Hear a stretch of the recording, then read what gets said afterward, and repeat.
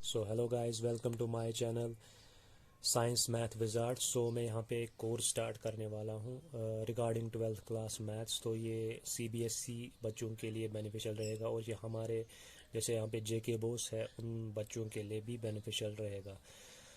तो जो मैं चैप्टर स्टार्ट करने वाला हूँ तो वो चैप्टर का नाम है लीनियर प्रोग्रामिंग। तो ये चैप्टर ऐसा चैप्टर है कि जो हर कोई बच्चा छोड़ता है लास्ट एग्ज़ाम में, क्योंकि ये चैप्टर लास्ट में है और ये कोई पढ़ता नहीं है एग्ज़ाम के टाइम।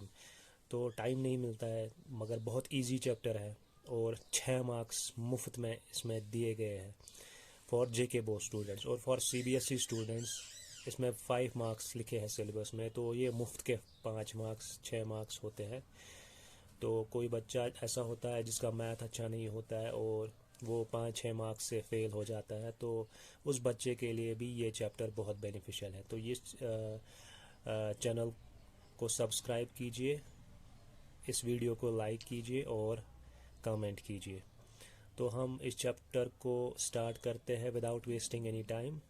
तो पहला जो हमारा जो इस टॉपिक है इस चैप्टर में वो है equation of a line with intercepts. So equation of a line with intercepts आपने 11th क्लास में स्ट्रेट लाइंस में पढ़ा होगा। तो अगर नहीं पढ़ा है तो मैं यहाँ पे दिखा देता हूँ कि ये क्या होती है, ये कौन सी इक्वेशन होती है। तो मैं यहाँ पे एक ग्राफ बना देता हूँ।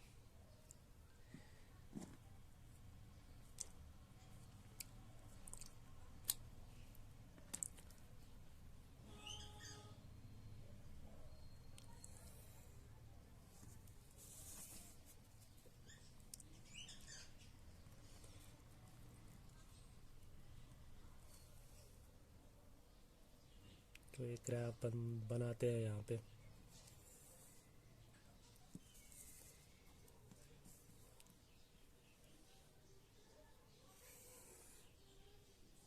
तो ये हमारा ग्राफ है। तो इस ग्राफ ने एक्स एक्सीस को काटा है यहाँ पे और वाई एक्सीस को काटा है यहाँ पे, ठीक है।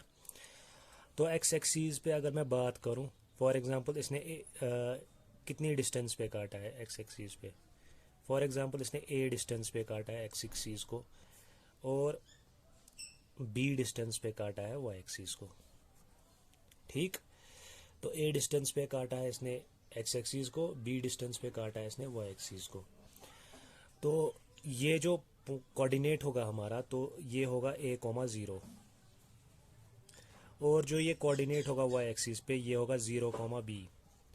क्योंकि आपने पढ़ा है कोऑर्डिनेट ज्योमेट्री में जो भी हमारा एक्स एक्सिस पे कोऑर्डिनेट होता है वो क्या होता है, उसमें y हमारा 0 होता है। दैट इज़ अगर मैं यहाँ पे लूँ 1,0, फिर 2,0, फिर 3,0, फिर 4,0, 5,0, इन जनरल a,0। और अगर हम वाई एक्सिस की बात करें, वाई एक्सिस पे जो हमारा एक्स कोऑर्डिनेट होता है वो 0 के बराबर होता है।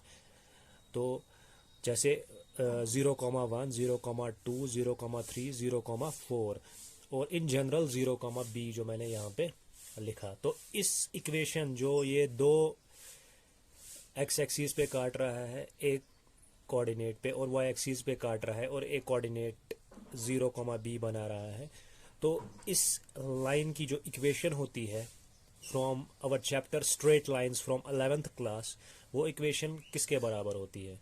तो वो इक्वेशन होती है बराबर हमारी x/a plus y/b is equal to 1। तो ये हमारी इक्वेशन होती है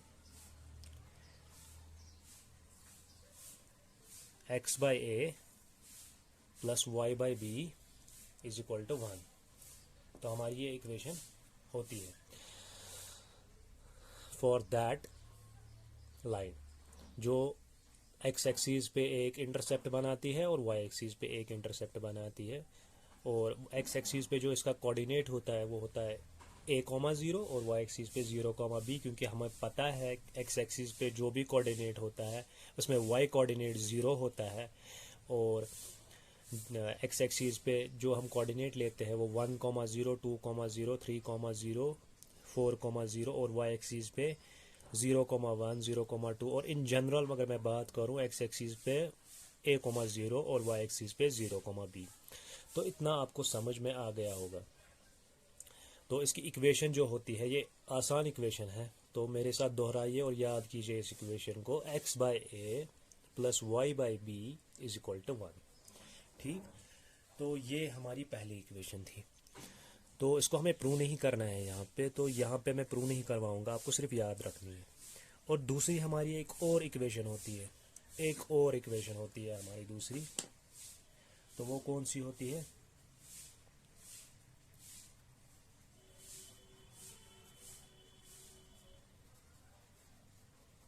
equation of line passing through origin. तो ये दूसरी हमारी इक्वेशन होती है। तो क्या होती है? Equation of line passing through origin.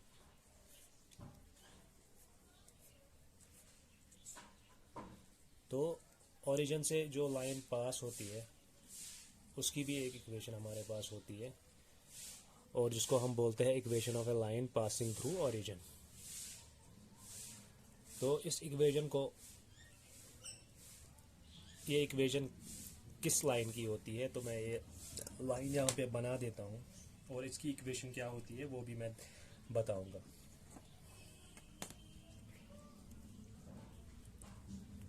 तो यहाँ पे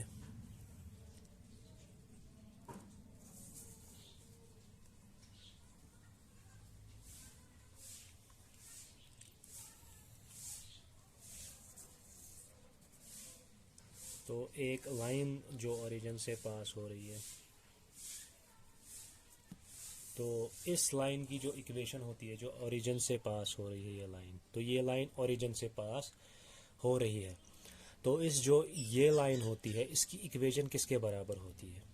इसकी इक्वेशन होती है बराबर हमारे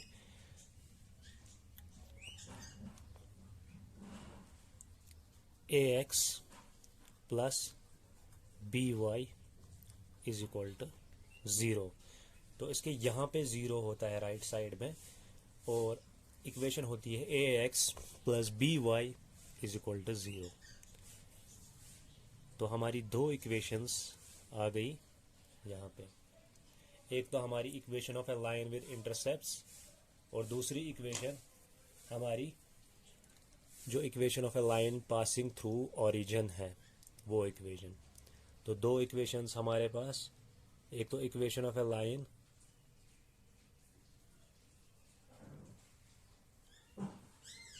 विद इंटरसेप्ट्स और equation of a line passing through origin. तो हमारी दो इक्वेशंस यहाँ पे आ गई है। ठीक है,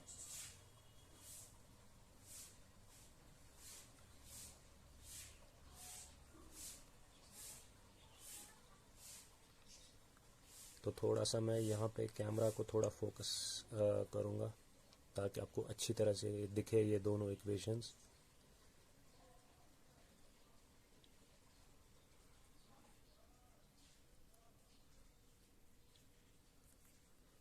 तो मैं फोकस कर रहा हूँ कैमरा को ताकि आपको अच्छी तरीके से दिखे। तो ठीक है, तो हमारे ये दो इक्वेशंस हो गए। तो कौन कौन सी हमारी इक्वेशन है? x by a plus y by b is equal to 1, equation of line with intercepts. और हमारी दूसरी इक्वेशन है equation of a line passing through origin, और उसकी इक्वेशन हमारी किसके बराबर होती है? ax plus b y is equal to 0। तो ये दो इक्वेशंस आपको आ गई होंगी, और मुझे उम्मीद है कि आपने इन दो इक्वेशंस को याद कर लिया होगा, और हम इन इक्वेशंस को क्वेश्चंस में अप्लाई करेंगे। कुछ और मैं बेसिक्स बताना चाहूँगा। और भी दो इक्वेशंस हमारे पास होती है और वो मैं डिस्कस करूँगा।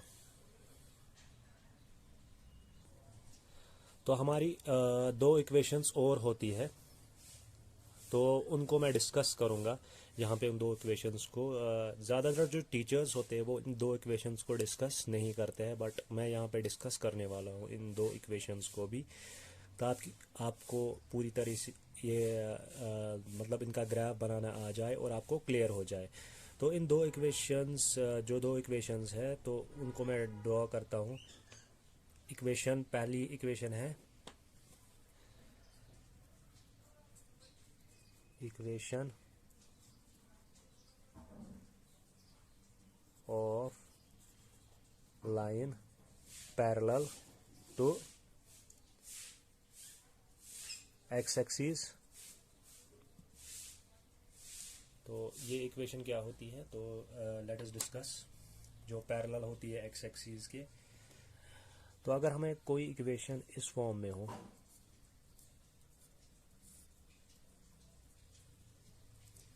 तो कोई इक्वेशन होती है हमें इस फॉर्म में, y इज इक्वल टू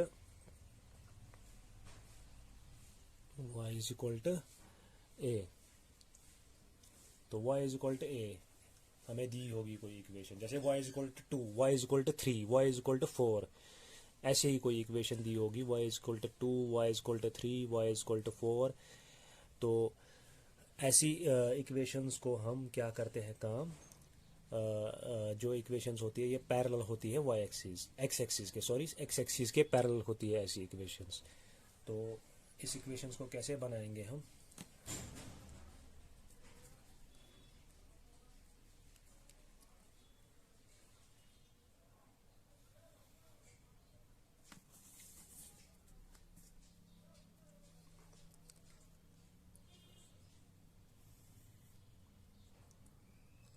तो हमारी x एक्सिस है और ये y एक्सिस है, और y इज इक्वल टू ए है हमारी इक्वेशन। तो y is equal to a, तो y एक्सिस ये है हमारी, तो y इज इक्वल टू, अगर a दिया है तो या कहीं पे भी होगी, यहाँ पे y इज इक्वल टू 2 भी हो सकता है, 3 भी हो सकता है, 4 भी हो सकता है, मैं यहाँ पे बनाऊंगा।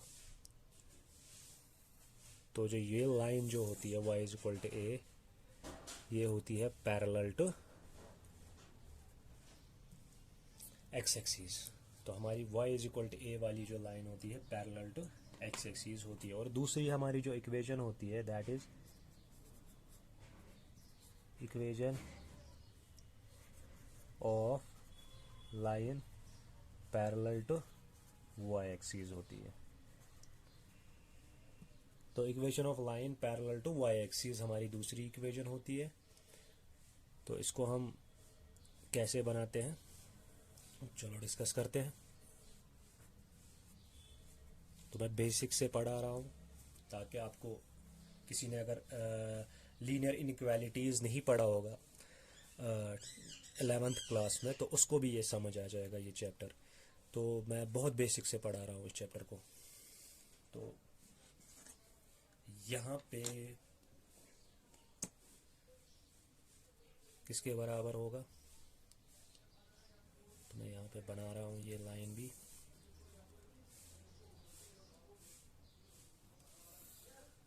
तो हमारी जो लाइन जो पैरेलल होती है y एक्सिस के, वो होती है x is equal to a. तो x का वैल्यू इस पे होगा, इस एक्सिस पे, x एक्सिस पे, तो कहीं भी यहाँ पे पॉइंट ए डिस्टेंस पे हमने ये लिया है, तो मैं यहाँ पे ए डिस्टेंस दिखाऊंगा, ए डिस्टेंस पे हमने लिया। और जो यहाँ पे x इक्वल टू ए है, तो वो हमारा क्या होगा,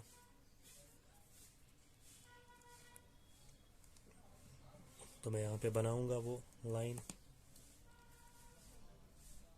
तो वो ऐसा कुछ होगा पैरेलल टू y एक्सिस। तो जो ये डिस्टेंस होगी a के बराबर होगी, ठीक है। तो ये इक्वेशन होती है, ये 4 किस्मों की इक्वेशन होती है हमारी, जो हमें काम आएगी। और यही 4 इक्वेशंस हमें यूज़ करनी है इस चैप्टर में, ताकि हमें ये चैप्टर समझ में आ जाए। तो मैंने ये 4 इक्वेशंस आपको दिखा दी। अब मैं एक क्वेश्चन करवाऊंगा आपको, इसी चैप्टर से एक क्वेश्चन करवाऊंगा, कि ताकि आपको जो है ये चैप्टर समझ आ जाए। और उसके बाद हम कुछ डेफिनेशंस लिखेंगे, और उसके बाद हम कुछ क्वेश्चंस और करेंगे, और आपको ये चैप्टर जो है वो क्लियर हो जाएगा। तो हम टाइम वेस्ट नहीं करेंगे और ये इस चैप्टर में आगे बढ़ेंगे। तो हमारा जो पहला क्वेश्चन है that is maximize z is equal to 3x plus 4y subject to constraints x plus y is less than equal to 4 and x greater than 0 y greater than 0। जो ये हमारा जो ये होता है ये z इज इक्वल टू जो भी हमारा कुछ होता है z is equal to 3x plus 4y, तो इसी को हम ऑब्जेक्टिव फंक्शन बोलते हैं, ऑब्जेक्टिव फंक्शन। तो हमारी ऑब्जेक्टिव फंक्शन होती है और जो ये होती है हमारी x plus y is equal to 4, तो ये हमारी कॉन्स्ट्रेंट्स होती है। तो ये हमारी कॉन्स्ट्रेंट्स होती है, ये हम मैं आपको इनकी डेफिनेशंस लिखवाऊंगा, ऑब्जेक्टिव फंक्शन क्या होता है, कॉन्स्ट्रेंट्स क्या होती है, तो ये आपको लिखवाऊंगा। और जो ये हमारा x और y होता है ये डिसीजन वेरिएबल्स होते हैं और ये भी हम लिखेंगे बाद में। पहले इस चैप्टर को हम थोड़ा क्लियर करेंगे, इस क्वेश्चन को हम करेंगे और उसके बाद मैं आपको फीजिबल रीजन भी बताऊंगा कि फीजिबल रीजन भी होता क्या है। तो पहले इस चैप्टर को पहले इस क्वेश्चन को हम पढ़ेंगे। तो पहले तो कैसे इस क्वेश्चन को हम सॉल्व करेंगे। तो इस क्वेश्चन को हम सॉल्व करेंगे, पहले हम कॉन्स्ट्रेंट्स लेंगे और कॉन्स्ट्रेंट्स को सॉल्व करेंगे, उसका ग्राफ बनाएंगे, उसके बाद हम ऑब्जेक्टिव फंक्शन को मिनिमाइज या मैक्सिमाइज करेंगे, वो मैं दिखाऊंगा आपको कैसे करते हैं। तो मैक्सिमाइज अभी हमारा जो क्वेश्चन है उसमें मैक्सिमाइज लिखा है, तो हमें मैक्सिमाइज करना पड़ेगा, इस ऑब्जेक्टिव फंक्शन को मैक्सिमाइज करना पड़ेगा। तो इस ऑब्जेक्टिव फंक्शन को हम मैक्सिमाइज कैसे करेंगे तो वो डिस्कशन करेंगे। तो मैं पहले कॉन्स्ट्रेंट दूंगा। तो कॉन्स्ट्रेंट हमारी क्या है, x plus y is less than equal to 4, ठीक है। तो ये मैंने अपनी कॉन्स्ट्रेंट ले ली। तो इस कॉन्स्ट्रेंट को मैं क्या काम करूंगा, इसकी जो इनइक्वालिटी है, जो ये लेस देन इक्वल टू है, इसको इग्नोर करूंगा और यहाँ पे इक्वालिटी डालूंगा, ठीक है। तो ये हमारा पहला स्टेप है। तो स्टेप 1 क्या है हमारा, स्टेप 1 में मैं लिखूंगा इग्नोर इनइक्वालिटी, ठीक है। तो स्टेप 1 इग्नोर इनइक्वालिटी। तो जब हम इग्नोर करेंगे इसकी इनइक्वालिटी तो यहाँ पे क्या आएगा, x plus y is equal to 4।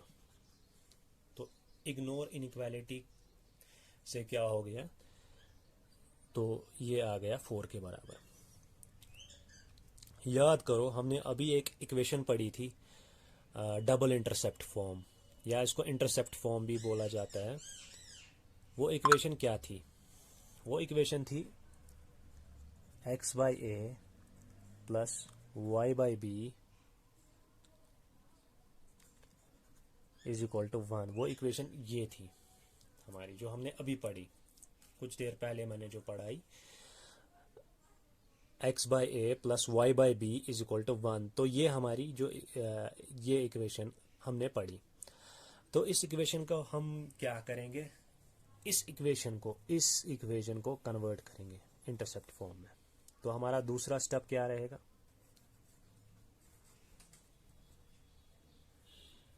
Convert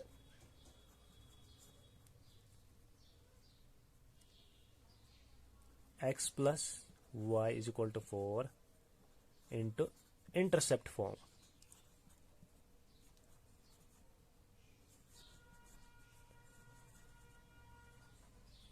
तो इसको हम इंटरसेप्ट फॉर्म में कन्वर्ट करेंगे। तो कर लिया आपने कन्वर्ट इंटरसेप्ट फॉर्म में। कैसे करेंगे कन्वर्ट, देखो यहाँ पे जो है, यहाँ पे जो है 4 है, तो यहाँ पे हमें राइट हैंड साइड में 1 चाहिए। आप इस इक्वेशन में देख सकते हो राइट हैंड साइड में 1 चाहिए, तो हम डिवाइड 4 बोथ साइड्स करेंगे, ठीक है। तो डिवाइड 4 बाई बोथ साइड्स। तो 4 से जब बोथ साइड्स डिवाइड करेंगे तो आएगा x by 4 plus y by 4 is equal to 4/4, ऐसा आएगा।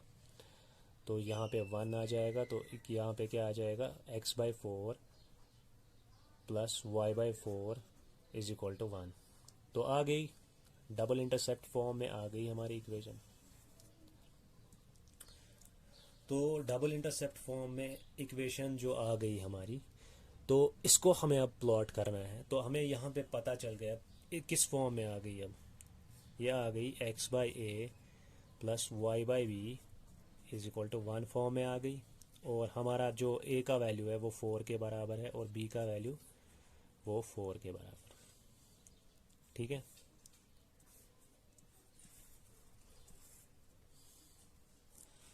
तो इतना हमें समझ में आ गया कि a is equal to 4, b is equal to 4। जो लीनियर इक्वेशन जो हम 10th क्लास में पढ़ते हैं, तो उसका जब ग्राफ बनाते हैं तो वो हम एक डिब्बा बनाते हैं, तो उस डिब्बे में हम कुछ वैल्यूज़ भरते हैं। तो मैं यहाँ आपको सिखाऊंगा वो वैल्यूज़ कैसे भरेंगे।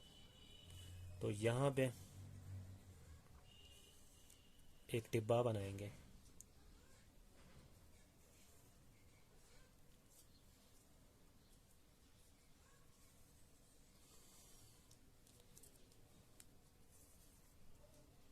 ये हमारा x है और ये y है।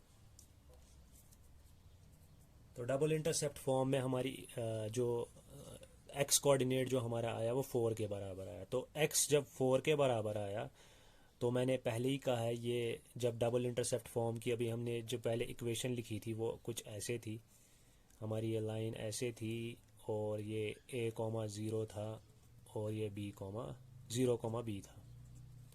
ठीक है, और इसको मैंने यहाँ पे जो ये a होगा वो 4,0 होगा। जो हमारा एक जो हमारा कोऑर्डिनेट होगा वो 4,0 होगा, दूसरा 0,4 होगा। तो मैं क्या यहाँ पे लिखूँगा, जब x का वैल्यू 4 था, मतलब a का वैल्यू 4 था, तो उस टाइम y का वैल्यू 0 था। और जब x का वैल्यू 0 था तो y का वैल्यू क्या था, 4 था।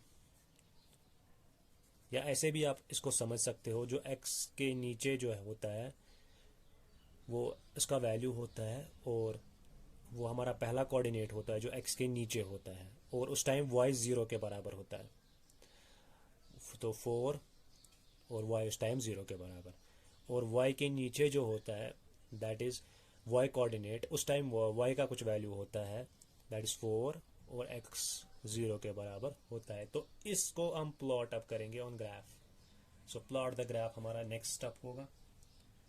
नेक्स्ट स्टेप हमारा क्या होगा,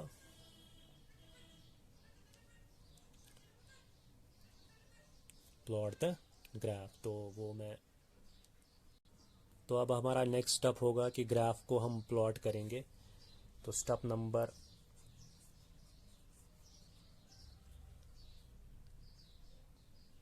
नंबर थर्ड हमारा क्या होगा,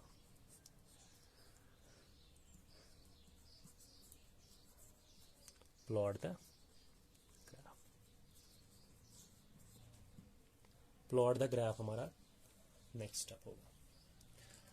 तो ग्राफ को कैसे प्लॉट करते हैं वो आप मुझसे ज़्यादा जानते होंगे,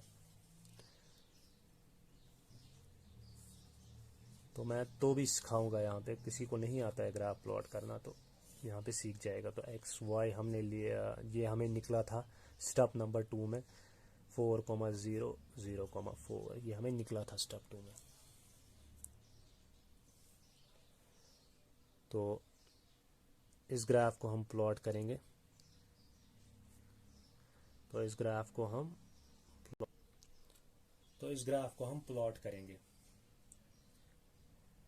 तो इस ग्राफ को हम कैसे प्लॉट करेंगे, तो मैं यहाँ पे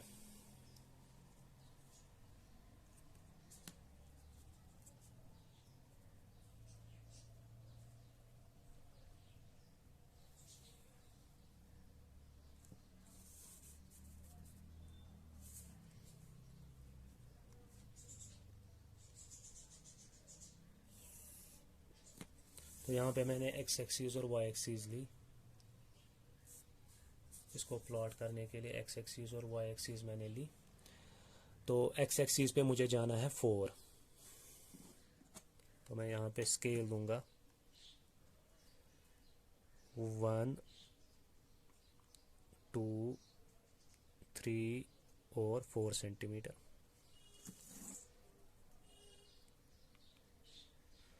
तो इसको मैं क्या लिखूंगा 4,0, जैसे a,0 था 4,0, और जाऊंगा y एक्सीस पे। तो y एक्सीस पे क्या लूंगा मैं, आप ही बोलिए। 0,4, तो ये होगा 1 2 3 और 4 यहाँ पे होगा 0 सेंटीमीटर, यहाँ से इसमें स्टार्ट है। तो ये हमारा होगा 0,4। तो इन दो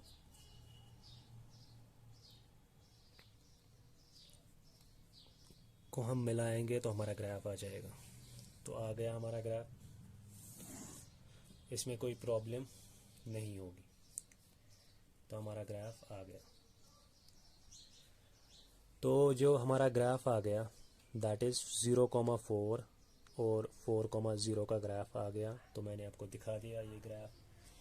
अब इतना ही था हमारा क्वेश्चन, क्या हमें इतना ही करना था ये सॉल्व?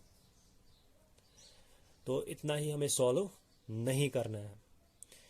तो हमें क्या करना है, हमें इक्वेशन दी थी x plus y is less than equal to 4, और हमने जो ग्राफ प्लॉट किया है वो हमने इग्नोर, उसकी इक्वालिटी इग्नोर की, उसकी इक्वालिटी इग्नोर की हमने। तो इक्वालिटी इग्नोर करके हमने ग्राफ बनाया। तो अब हम उस इक्वालिटी को यहाँ पे लाएंगे और उस इक्वालिटी को सॉल्व करेंगे और देखेंगे कि सॉल्यूशन किस रीजन में हमारा आ रहा है। तो हमारी जो इक्वेशन है that is x plus y is less than equal to 4।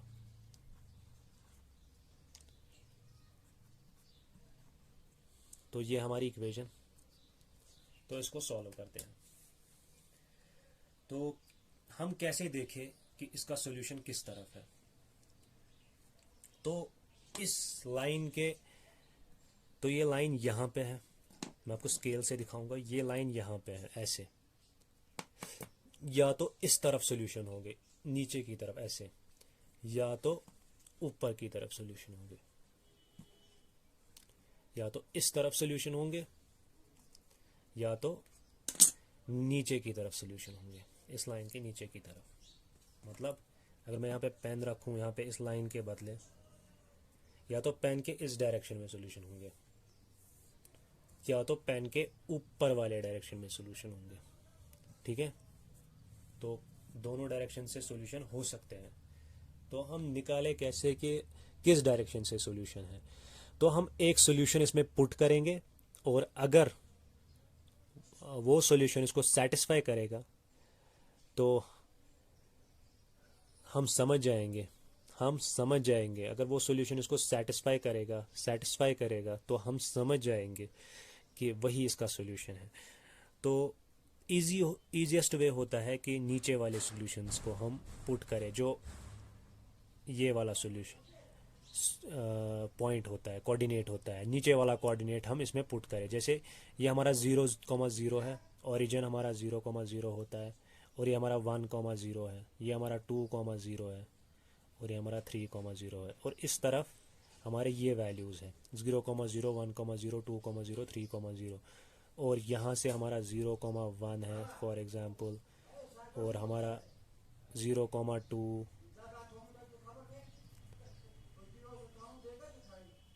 और तीसरा हमारा 0,3।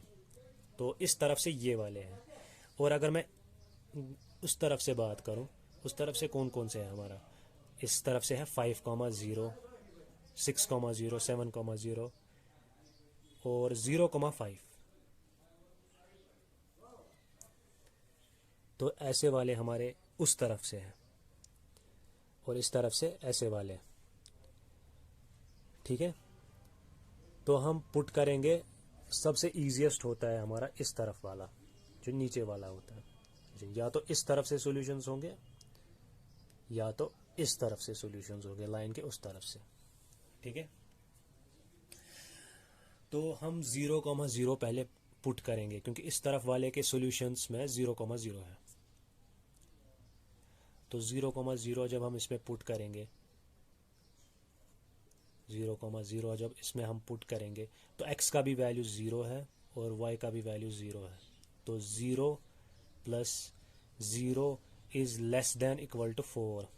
0 plus 0 is less than equal to 4। 0 plus 0 0 ही होता है, 0 लेस देन इक्वल टू 4, इसीलिए इजी यही वैल्यू होता है। तो 0 है लेस देन 4 के, 0 लेस देन 4 के है क्या? 0 लेस देन 4 के है, यस 0 लेस देन 4 के है। तो इसी साइड के सॉल्यूशन इसको सेटिस्फाई करेंगे। आपको, मुझे तो अब पता चल गया इसी साइड से इसके सॉल्यूशंस है, तो मुझे तो पता चल गया इसी साइड से आपके सॉल्यूशंस है।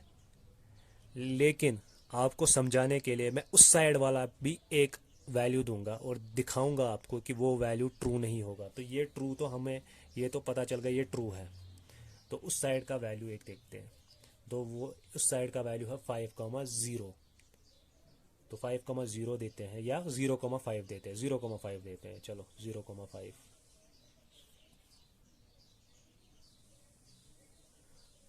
तो क्या आएगा? 0 plus 5 is less than equal to 4। क्या 5 है लेस देन 4 के? नहीं बाबा, 5 लेस देन 4 नहीं है। तो उस वाले साइड के सॉल्यूशंस, इसको कोई भी सॉल्यूशन सेटिस्फाई नहीं करेगा। अगर 1,0 दोगे वो भी सेटिस्फाई करेगा, 2,0 दोगे वो भी सेटिस्फाई करेगा, 3,0 भी वो भी सेटिस्फाई करेगा, 4,0 भी सेटिस्फाई करेगा, 0,1 भी सेटिस्फाई करेगा, 0,2 भी सेटिस्फाई, 0, वो हमें किससे पता चला? सिर्फ एक वैल्यू देने से। तो किस साइड से अब आपके सॉल्यूशंस आ रहे हैं? तो नीचे वाले साइड से आपके सॉल्यूशंस नीचे वाले साइड से आ रहे हैं। तो मैं क्या काम करूँगा यहाँ पे,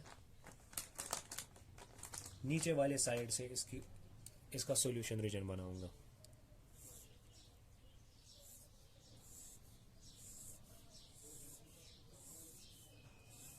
तो नीचे वाले साइड से मैंने इसका सॉल्यूशन रीजन बना दिया। ऊपर वाले साइड से अगर होता तो ऊपर वाले साइड से मैं इसका सॉल्यूशन रीजन बना देता। तो इतना आपको याद रखना है। तो अब आगे क्या काम करेंगे हम? तो हमारा सॉल्यूशन रीजन जो है,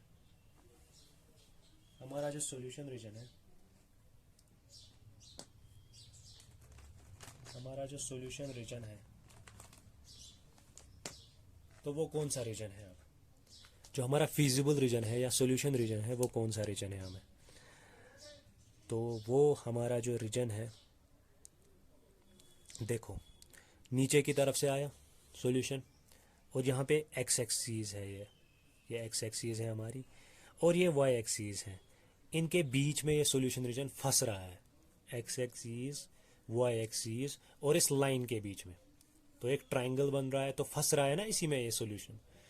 तो उसी को हम शेड कलर करेंगे।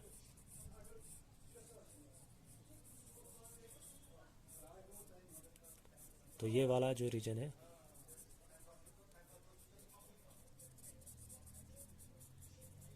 तो ये वाला रीजन है हमारा, जो फंस रहा है वो ये वाला रीजन है। तो जो ये रीजन है, तो इसी रीजन को हम बोलते हैं फीजिबल रीजन। फीजिबल रीजन, इसी रीजन को हम भी बोलते हैं फीजिबल रीजन। तो इसी रीजन को हम फीजिबल रीजन बोलते हैं। तो ये फीजिबल रीजन अभी फंस गया यहाँ पे एक्स एक्सीज में, वाई एक्सीज में और इस लाइन में फंस गया, और ये फंस गया, ये बीच में इन तीन लाइंस के बीच में फंस गया ये रीजन। तो इस रीजन को बोलेंगे हम बाउंडेड, मतलब फंसना, बाउंडेड फीजिबल रीजन। क्या बोलेंगे?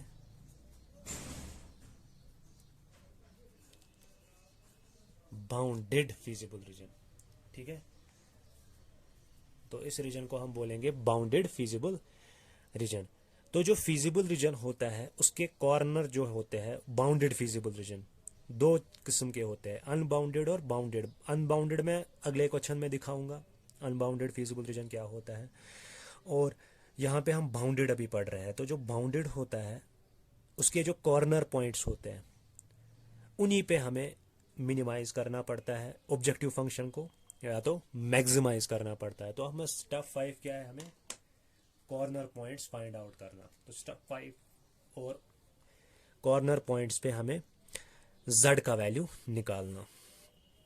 तो हम स्टेप 5 पे जाएंगे। तो स्टेप 5 क्या है हमारा,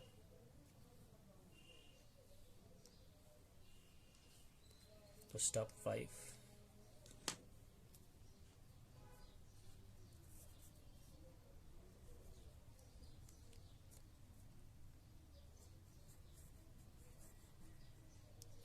स्टेप 5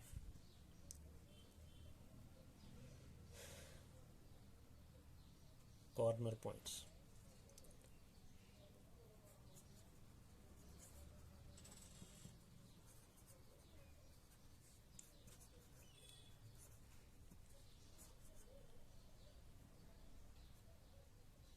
एंड मिनिमाइज और मैक्सिमाइज ऑब्जेक्टिव फंक्शन।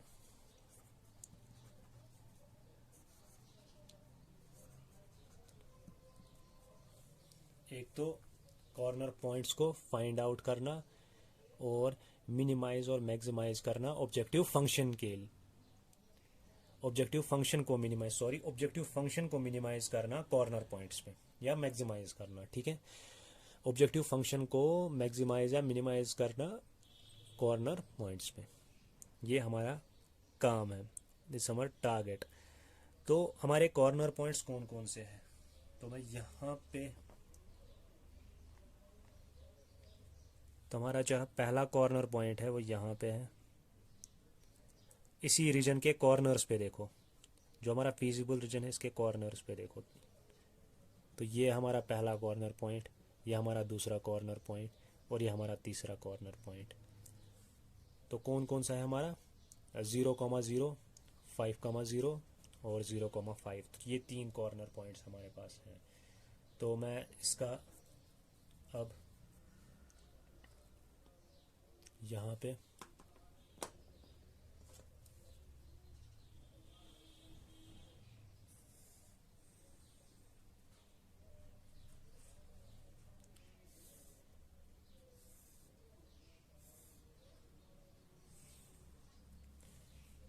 तो ये हमारा ऐसे आ गया।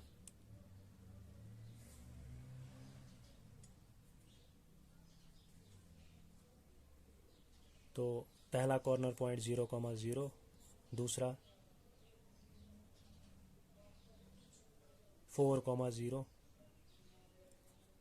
सॉरी 4,0 कॉर्नर पॉइंट था हमारा, और तीसरा कॉर्नर पॉइंट हमारा क्या था, 0,4 जो यहाँ पे है। 0,4, 4,0 और 0,0, 0,4। तो हमारे CPs है, ये कॉर्नर पॉइंट्स हैं। मैं CPs लिखूँगा शॉर्ट में, corner points.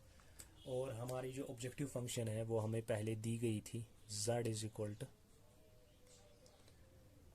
3x plus 4y, 3x plus 4y। तो z किसके बराबर है, हमारी 3x प्लस 4y के। तो डालते हैं ये कॉर्नर पॉइंट्स इसमें z में। तो पहले 0,0 डालते हैं। तो x का भी वैल्यू 0, y का भी वैल्यू 0। तो सीधे 0 आएगा, 3 into 0 0, 4 into 0 0, z is equal to 0। तो यहाँ पे 0 आएगा। ठीक है, और फिर हम दूसरा वैल्यू मैं डालूंगा इसमें 4,0। तो ये तो पता ही है, तो क्या आएगा, 3 इंटू 4 प्लस 4 इंटू 0, तो 0 ही होता है, तो वो उससे कोई फ़र्क नहीं पड़ेगा। 3 इंटू 4 प्लस 4 इंटू 0 0 ही होता है, तो 3 इंटू 4 सीधे आएगा, 4 3 ज़ार 12, z is equal to 12 plus 0 होता है 12 ही, तो यहाँ पे 12 आएगा।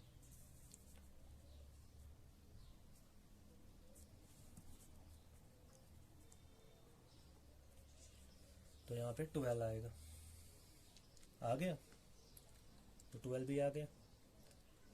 और तीसरा कॉर्नर पॉइंट हमारा जो है वो है 0,4, वो भी डालेंगे, तो खुद डालो अब। 3 इंटू 0 प्लस 4 इंटू 4, तो 3 ज़ीरोज़ आर 0 और 4 16 आएगा। 0 प्लस 16 तो 16, तो हमारा तीसरा कॉर्नर पॉइंट है 16। तो क्वेश्चन को देखो, क्वेश्चन में दिया क्या था, क्वेश्चन में दिया था मैक्सिमाइज। तो सबसे बड़ा वैल्यू कौन सा है? तो सबसे बड़ा वैल्यू हमारा 16 है, वो है 0,4 पे। तो 16 0,4 पे हमारा सबसे मैक्सिमम वैल्यू है, तो इसी को हम लिखेंगे मैक्सिमम। तो हमारा ये आंसर है। तो यही था हमारा क्वेश्चन। ऐसे ही हम क्वेश्चंस करते हैं इसमें। तो मैंने आपको दिखा दिया क्वेश्चन एक लीनियर प्रोग्रामिंग का कैसे करते हैं, तो हमने इसका डिस्कशन कर लिया। लीनियर प्रोग्रामिंग में कि ये ड्रॉ कैसे करते हैं, तो फिजिबल रीजन में भी फिजिबल रीजन में भी मैंने आपको दिखा दिया, कॉन्स्ट्रेंट्स भी मैंने आपको दिखा दी, और मैंने आपको ऑब्जेक्टिव फंक्शन भी दिखा दी कैसे मैक्सिमाइज करते हैं ऑब्जेक्टिव फंक्शन को। और अगर हमें मिनिमाइज़ करना होता है, सबसे मिनिमम वैल्यू यहाँ पे 0 है, तो मिनिमम यहाँ पे होता, और कुछ नहीं था। प्रोसीजर तो सेम ऐसे ही है।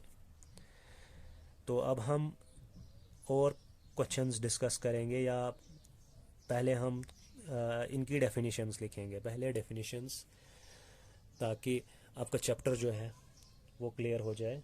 तो हम डेफिनेशंस पहले लिखेंगे, और कुछ 2 थ्योरम्स है इसमें, वो मैं आपको लिखवाऊंगा, 2 थ्योरम्स, और समझाऊंगा भी फिर बाद में। तो पहली थ्योरम हमारी क्लियर हो गई। जो सोल्यूशन होता है इसका, वो कॉर्नर पॉइंट्स पे होता है।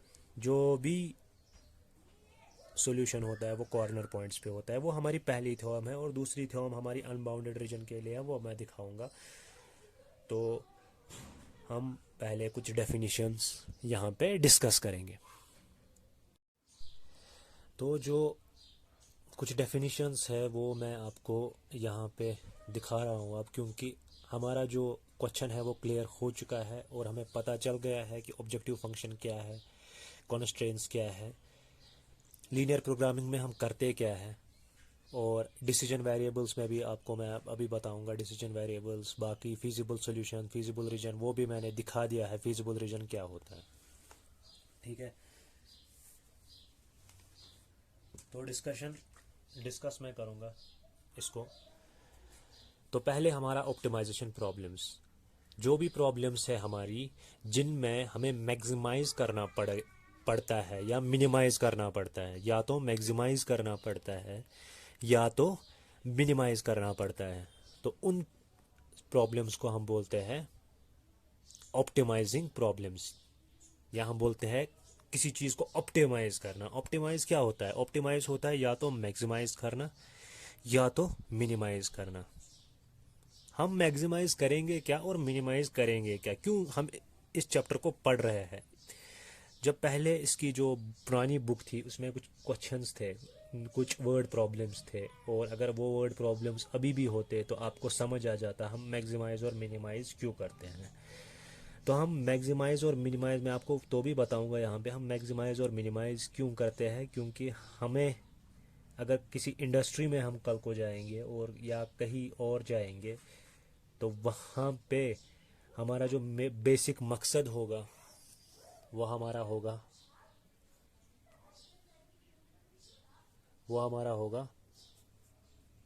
जो प्रॉफिट हो वो हमारा मैक्सिमम हो जाए, और जो लॉस हो हमारा वो मिनिमम हो जाए, और जो हमारा कॉस्ट है वो बच जाए, मतलब मिनिमम हो जाए हमारा कॉस्ट, और जो हमारा टाइम है वो भी बच जाए, वो मिनिमम हो जाए टाइम। ऐसी चीज़ें, मतलब हम किसी फैक्ट्री में काम करेंगे या किसी जगह काम करेंगे, तो हम यही चाहेंगे कि हमारा प्रॉफिट हो, ना कि हमारा लॉस हो। तो हम कोशिश करते हैं कि प्रॉफिट को हम मैक्सिमम रखें। तो ऐसी कुछ काम करें, ऐसा कुछ अप्लाई करें अपनी एनालिसिस में, ताकि हमारा जो प्रॉफिट है वो मैक्सिमाइज हो और जो हमारा लॉस है वो क्या हो, मिनिमाइज हो हमारा लॉस। और जो हमारा कॉस्ट हो, जो हम बनाते हैं चीज़, कोई चीज़ बनाते हैं उसका कॉस्ट जो हमें लगता है उस चीज़ को बनाने में, वो हमारा मिनिमाइज हो, ना कि हमारा मैक्सिमाइज हो। तो हमें तो प्रॉफिट फिर नहीं होगा और फिर नुकसान में ही चले जाएंगे, घाटा हो जाएगा और हम एट लास्ट ख़त्म हो जाएंगे। और इसमें कुछ डाइट प्रॉब्लम्स भी हैं और ट्रांसपोर्टेशन प्रॉब्लम्स भी हम सॉल्व करते हैं लीनियर प्रोग्रामिंग से। तो वो डाइट प्रॉब्लम्स क्या है, हमें किसी ने कुछ दिया है यहाँ पे, फॉर एग्ज़ाम्पल हमें कुछ डिशेस दी है, 2 डिशेस दी है। एक डिश में विटामिन बी, विटामिन ए और विटामिन सी है, और दूसरे में भी विटामिन ए, बी और सी है। तो हमें बोला गया है कि इन विटामिन ए, विटामिन बी और इन 2 डिशेस को मिलाओ, और जो ये विटामिन की मात्रा हो, बी की मात्रा हो, वो बी की मात्रा जो हो वो मैक्सिमम कर दो। तो आप क्या करोगे? तो आप उस टाइम भी लीनियर प्रोग्रामिंग का ही यूज़ करोगे, लीनियर प्रोग्रामिंग का ही यूज़ करोगे उस टाइम भी जब आपको ये बोला जाए। और कहाँ पे हम यूज़ कर सकते हैं? ट्रांसपोर्टेशन प्रॉब्लम्स में हम यूज़ कर सकते हैं। जैसे हमने कहीं पे फैक्ट्री तो लगा दी हमने अब कभी कहीं पे, तो अब हमें फैक्ट्री से मार्केट तक सामान ले जाना होगा, तो वहाँ पे हमें ट्रांसपोर्टेशन का कॉस्ट आएगा। तो इस ट्रांसपोर्टेशन कॉस्ट को हमें क्या करना पड़ेगा, मिनिमम करना पड़ेगा, ताकि हमारा जो ओवरहेड कॉस्ट है वो बच जाए। सही बात। तो हम वहाँ पे भी इन प्रॉब्लम्स का यूज़ करते हैं। तो इसमें क्या होता है, हमारा ऑप्टिमाइजिंग प्रॉब्लम्स या तो मैक्सिमाइज करना या तो मिनिमाइज करना। और लीनियर प्रोग्रामिंग क्या होती है, लीनियर प्रोग्रामिंग ऑप्टिमाइजिंग प्रॉब्लम्स ही होती है, मगर एक special types of optimizing problems होती है जो हम इंडस्ट्री में यूज़ करते हैं, कॉमर्स में यूज़ करते हैं। तो हमारी special types of optimizing problems को हम लीनियर प्रोग्रामिंग प्रॉब्लम्स कहते हैं। इसमें हम क्या करते हैं, लीनियर प्रोग्रामिंग प्रॉब्लम्स में ऑप्टिमम वैल्यू फाइंड आउट करते हैं। ऑप्टिमम की वैल्यू क्या होता है, या तो मैक्सिमम वैल्यू या तो मिनिमम। जो मैंने आपको सिखाया प्रॉब्लम में, मैक्सिमम वैल्यू निकालना या तो मिनिमम वैल्यू निकालना, वो हमने प्रॉब्लम्स में सीखा। किसका मिनिमम वैल्यू और मैक्सिमम वैल्यू? ऑब्जेक्टिव फंक्शन का मिनिमम वैल्यू और मैक्सिमम वैल्यू। और सब्जेक्ट टू कंडीशंस, कंडीशंस हमें कुछ दी होती है, नॉन नेगेटिव कंडीशंस भी दी होती है, और नॉन नेगेटिव कंडीशंस और इक्वालिटीज़ हमें दी होती है। जो मैंने इक्वालिटीज़ आपको बताई, वो वो इक्वालिटीज़ मैंने आपको सॉल्व करवाई और उसका ग्राफ बनाया हमने। तो वो कंडीशन होती है, उसी कंडीशन के हिसाब से हमें ऑब्जेक्टिव फंक्शन को या तो मिनिमाइज़ करना पड़ता है या तो मैक्सिमाइज़ करना पड़ता है। तो हमें उसी कंडीशन के हिसाब से मिनिमाइज़ या मैक्सिमाइज़ करना पड़ता है। तो उन इक्वालिटीज़ में 2 और कंडीशंस थी जो आपने देखी होगी वहाँ पे। 2 कंडीशंस कौन कौन सी कंडीशन थी? एक कंडीशन थी हमारी x greater than equal to 0, y greater than equal to 0। ये 2 कंडीशंस थी जो मैं आपको प्लॉट नहीं करवाई। तो इन कंडीशंस को प्लॉट करना भी नहीं होता है। तो ये कंडीशंस क्यों होती है, x greater then 0, y greater then 0? ये हमें बताया गया होता है जो x का वैल्यू है, x कोऑर्डिनेट का वैल्यू, वो कभी भी 0 से कम नहीं होता, कोऑर्डिनेट नहीं होता है। ये डिसीजन वेरिएबल्स होते हैं। जो ऑब्जेक्टिव फंक्शन में जो x होता है और y होता है, ये कभी भी 0 से लेस नहीं होगा, हमेशा ग्रेटर देन 0 होगा। और y जो होगा वो हमेशा ग्रेटर देन इक्वल टू 0 होगा, या तो 0 के बराबर होगा या तो 0 से बड़ा होगा y। तो x या तो 0 से बड़ा होगा या तो 0 के बराबर होगा, और y या तो 0 के बराबर होगा या 0 से ग्रेटर होगा। तो ये भी कंडीशंस हमें दी गई होती है नॉन नेगेटिव। क्यों? क्योंकि यहाँ पे कभी प्रॉफिट जो है वो कभी नेगेटिव नहीं होगा। कभी भी आपने सुना है कि प्रॉफिट नेगेटिव है? या रुपीज़, आपको कोई पैसे देगा, आपको नेगेटिव 200 रुपये मिले, मतलब आपको उसने 200 रुपये वहीं से वापस लिए, तो ऐसा तो नहीं होता है ना। तो इसीलिए ये जो कंडीशंस होती है x greater than zero, y greater than zero, ये हमेशा ग्रेटर देन ज़ीरो ही होता है, क्योंकि कभी भी प्रॉफिट लॉस, हमारा कॉस्ट कभी भी लेस देन ज़ीरो नहीं होगा। तो इन जो x और y होते हैं इनको हम डिसीजन वेरिएबल्स बोलते हैं, ये हमेशा greater than equal to zero ही होते हैं। और ऑब्जेक्टिव फंक्शन क्या होती है? एक लीनियर फंक्शन होती है। लीनियर मींस कि इसका जो डिग्री होती है वो वन होती है। तो एक्स का पावर तो यहाँ पे वन है और वाई का भी पावर है वन, है ना। तो ये तो यहाँ पे लीनियर ही है। तो लीनियर फंक्शन जो z is equal to a x plus b y होती है, और a और b उसमें कॉन्स्टेंट्स होते हैं। तो हमने दिखाया वहाँ पे a 3 के बराबर था, b 2 के बराबर पिछली प्रॉब्लम में। तो वो तो हमने देख लिया, कॉन्स्टेंट्स के बराबर होते हैं a और b। और इसी को हम क्या करते हैं? मैक्सिमाइज और मिनिमाइज करते हैं, which has to be maximize और मिनिमाइज। तो ऑब्जेक्टिव फंक्शन की डेफिनेशन यही है, जो एक लीनियर फंक्शन होती है जिसको हम मैक्सिमाइज और मिनिमाइज करते हैं, लीनियर फंक्शन को मैक्सिमाइज और मिनिमाइज करते हैं। अगला होता है हमारा डिसीजन वेरिएबल्स, वो तो मैंने बता दिया, x greater than zero, y greater than zero. जो x और y होता है वो डिसीजन वेरिएबल्स होते हैं। उसके बाद हमारी कॉन्स्ट्रेंट्स होती है, जो हमारी लीनियर इनइक्वालिटीज़ होती है और रिस्ट्रिक्शंस होते हैं। ऑब्जेक्टिव फंक्शंस पे जो हम रिस्ट्रिक्शंस हम लगाते हैं, एक रिस्ट्रिक्शन ये होती है, x का वैल्यू हमेशा greater than equal to zero होना चाहिए, y का value greater than equal to zero होना चाहिए। और जो हमारी कॉन्स्ट्रेंट्स होती है, जो हमारी उस वाली प्रॉब्लम में x plus y less than equal to 4 थी, तो वो हमारी कॉन्स्ट्रेंट्स होती है। इससे रिस्ट्रिक्शंस लग जाती है ऑब्जेक्टिव फंक्शन पे कि इस हिसाब से आपको काम करना है भाई, इस हिसाब से आपको काम करना है। ऑब्जेक्टिव फंक्शन पे कुछ रिस्ट्रिक्शंस लगती है, ठीक है। तो इसके बाद हमारा एक और चीज़ होता है फिजिबल रीजन और फिजिबल सॉल्यूशन। तो फिजिबल रीजन हमारा क्या होता है? फिजिबल रीजन और फिजिबल सॉल्यूशन। तो फिजिबल रीजन वो मैंने वहाँ पे बता दिया, वो रीजन जो बाउंडेड था वहाँ पे, जिसको मैंने कलर किया था, जिसमें हमारे सॉल्यूशंस होते हैं कॉर्नर पॉइंट्स पे। जो सॉल्यूशन रीजन बाउंडेड होता है, जिस पे कॉर्नर पॉइंट्स पे हम सॉल्यूशन फाइंड आउट करते हैं, वो रीजन कहलाता है feasible region. The common points, जो इनइक्वालिटीज़ का कॉमन रीजन होता है, इनइक्वालिटीज़ का कॉमन रीजन, वहाँ पे एक ही इनइक्वालिटी थी तो उसका कॉमन रीजन हमें एक्स एक्सीज वाई एक्सीज और उस इक्वेशन में फंस गया था और वो एक ट्रायंगल बन गया था। तो वही हमारा फिजिबल रीजन था वहाँ पे। और अगले क्वेश्चंस में भी हम वही फिजिबल रीजन्स मैं आपको ड्रॉ करवाना सिखाऊंगा, 2 इनइक्वालिटीज़ के लिए, 3 इनइक्वालिटीज़ के लिए, वो हम सीखेंगे। और हमारा जो अगला है वो है फिजिबल सॉल्यूशन। जो कॉर्नर पॉइंट्स हमने निकाले थे तो वो बाउंड्री पे थे और वो हमारे सॉल्यूशन रीजन पे थे, तो उन्हीं को हम फिजिबल सॉल्यूशन बोलते हैं, ठीक है, उन्हीं को हम फिजिबल सॉल्यूशन बोलते हैं। तो अगला है हमारा non feasible solution. Non feasible क्या होते हैं? आउटसाइड जो बाउंड्री के होते हैं उनको नॉन फिजिबल सीधे ही बोलेंगे। ऑप्टिमम सॉल्यूशन क्या होता है? जो हमने निकाला वहाँ पे मैक्सिमम वैल्यू, हमने 3 वैल्यूज निकाले थे और फिजिबल सॉल्यूशंस 3 थे वो, और उनमें से जो ऑप्टिमम वाला था जो हमें मैक्सिमाइज करना था वो हमें निकला था शायद 12, मुझे नहीं याद है, तो वो आप देख लेना, 12 था शायद। तो वही हमारा ऑप्टिमम सॉल्यूशन था। तो वही optimum, any point feasible region that gives optimum value, या तो मैक्सिमाइज या तो मिनिमाइज, ठीक है। जो मिनिमम वैल्यू या तो मैक्सिमम वैल्यू जो होता है वही हमारा ऑप्टिमम सॉल्यूशन होता है।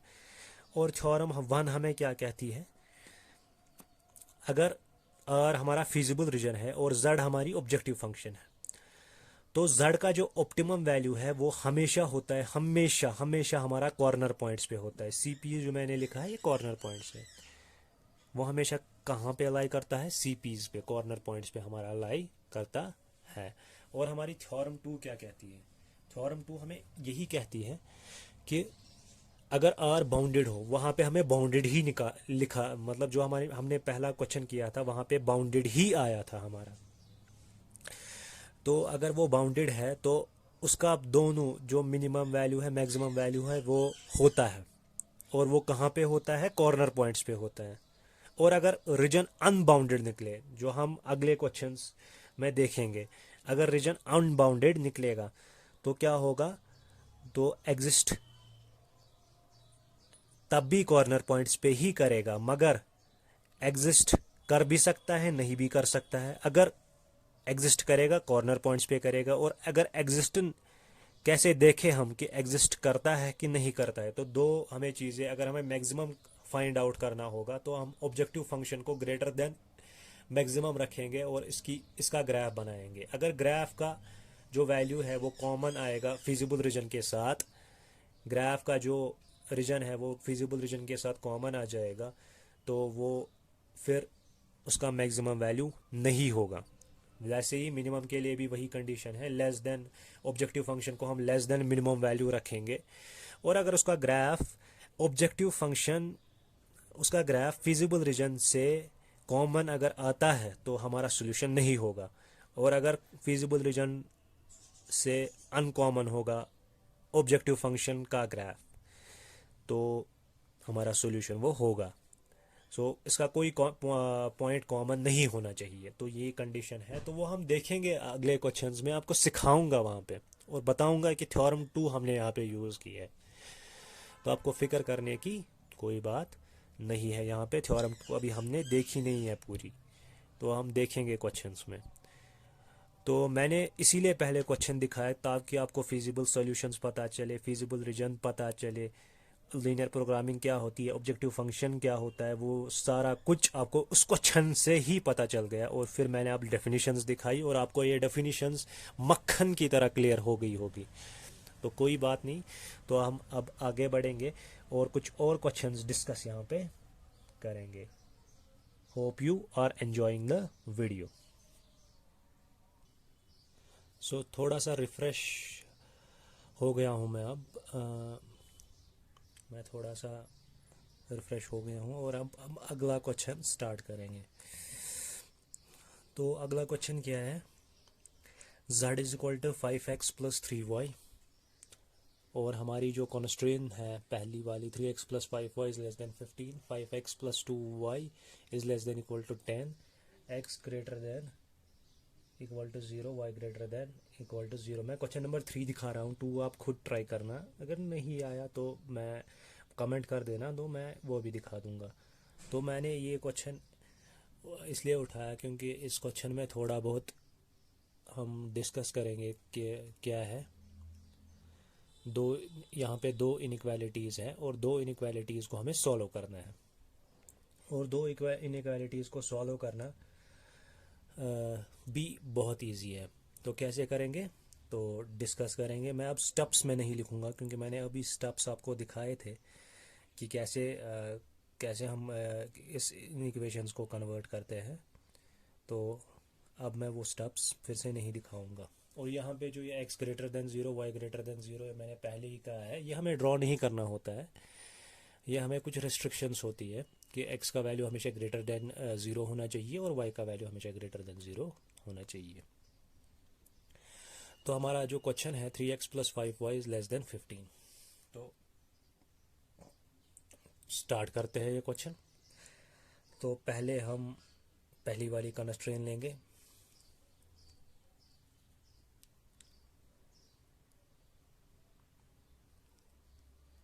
Three x plus 5y is less than equal to 15।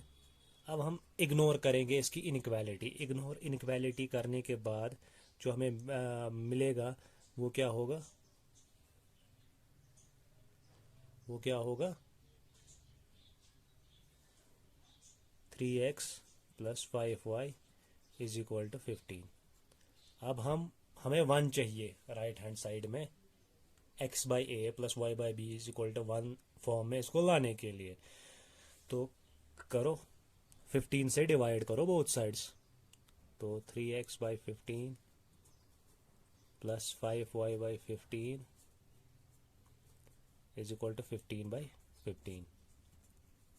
तो ऐसा होगा यहाँ पे, तो ये 1 बन जाएगा, 3 1 ज़ा 3 3 5 ज़ा 15, 5 1 ज़ा 5 3 ज़ा 15, तो x बाई 5 आ जाएगा और यहाँ पे प्लस y बाई 3 आ जाएगा और इज इक्वल टू 1 आ जाएगा।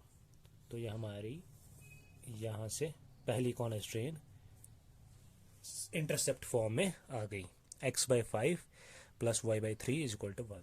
अब हमारी दूसरी, तो मैं यहाँ पे एक लाइन बनाऊंगा ताकि इनको डिफरेंशिएट करूँ। तो दूसरी कॉन्स्ट्रेंट हमारी क्या है, 5x plus 2y is less than equal to 10। Ignore करने के बाद inequality 5x plus 2y is equal to 10। अब हमें 1 चाहिए इस साइड से, तो 10 से डिवाइड करेंगे, तो 5x divide by 10 is equal to 2y by plus 2y by 10 is equal to 10/10। तो यहाँ से ऐसे 2 5s are 10, 5 1s are 5 2s are 10। तो क्या आई equation, x/2 plus y/5 is equal to 1। तो ये हमारी दूसरी कॉन्स्ट्रेंट आ गई इन इंटरसेप्ट फॉर्म। तो 2 आ गई। तो अब इन 2 को हमें सॉल्व करना है। तो सॉल्व कैसे करेंगे इन 2 को, तो यहाँ पे मैं पहले वो डिब्बे 2 बनाऊंगा ताकि जो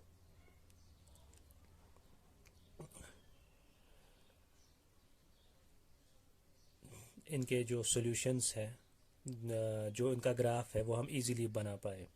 ठीक है, तो यहाँ पे इस वाली कॉन्स्ट्रेंट का डिब्बा मैं ऐसे बनाऊंगा। अभी ऐसे भी बना सकते हैं, सोता हुआ भी बना सकते हैं, खड़ा भी बना सकते हैं। तो मैं सोता हुआ भी बना रहा हूँ क्योंकि जगह मेरी कम जाएगी।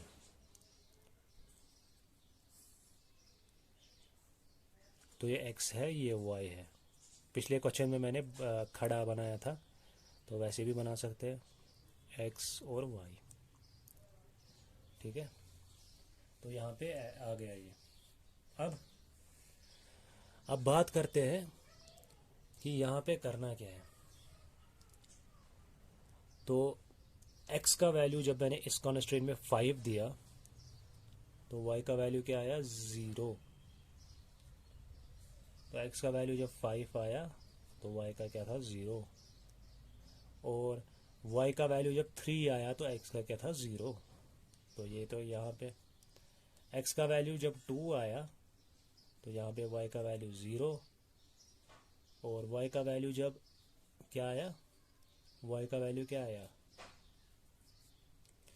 तो y का वैल्यू जब 5 आया तो यहाँ पे 0। तो हमारे दोनों ग्राफ्स आ गए। तो ये दोनों हमें एक ही ग्राफ पे प्लॉट करने हैं, एक ही ग्राफ लाइन पे हमें ये दोनों ग्राफ प्लॉट करने हैं। तो एक ही लाइन पे हमें ये प्लॉट करने हैं। तो क्या करना है, एक ही लाइन पे हमें ये प्लॉट करने हैं। ठीक है, तो एक ही लाइन पे प्लॉट करने के लिए हम क्या काम करेंगे,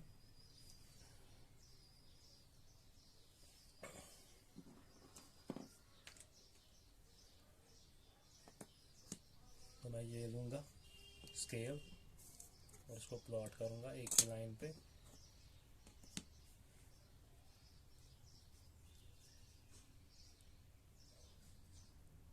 तो कोई भी नेगेटिव वैल्यू नहीं है हमारे पास, तो मैं ग्राफ ऐसे ऐसे कुछ बनाऊँगा क्योंकि मुझे ज़्यादा पॉजिटिव वैल्यूज़ ही चाहिए। तो मैं नीचे थोड़ा सा बना सकता हूँ ग्राफ को।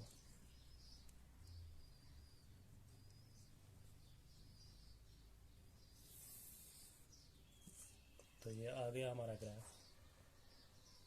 तो अब हमें ड्रॉ करना है। तो पहली जो इक्वेशन है उसमें 5 और 0 है, 5,0 है। तो यहाँ से मैं लूँगा 1 2 3 4 5। तो ये हमारा जो पॉइंट है वो क्या है, 5,0। ठीक है, तो दूसरा पॉइंट जो है वो 0,3 है।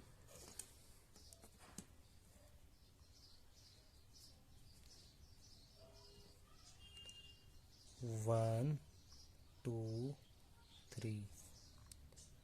तो हमारा दूसरा पॉइंट क्या आएगा? तो आएगा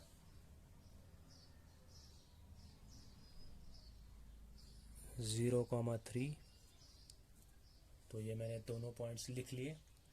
अब मुझे ग्राफ प्लॉट करना है।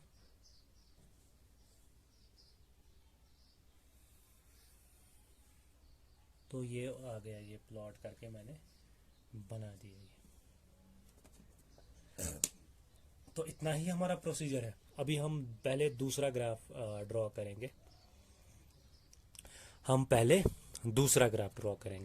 इसके लिए हम पहले दूसरा ग्राफ ड्रॉ करेंगे, मतलब दूसरी लाइन का ग्राफ ड्रॉ करेंगे। जो हमारी दूसरी कॉन्स्ट्रेंट है उसका ग्राफ ड्रॉ करेंगे। तो वो कौन सा है?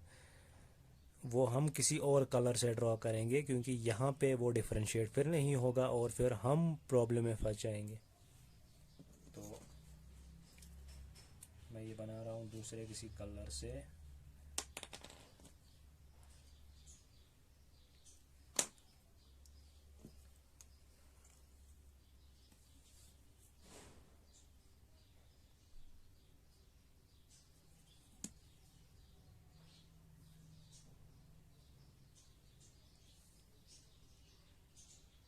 तो दूसरा कोई कलर से मैं बना रहा हूँ।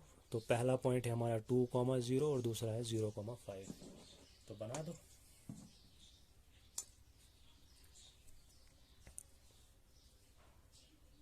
तो पहला पॉइंट 2,0, तो वो हमारा ये पॉइंट होगा। और दूसरा 0,5, तो वो ऊपर से होगा, तो वो हमें ढूंढना है।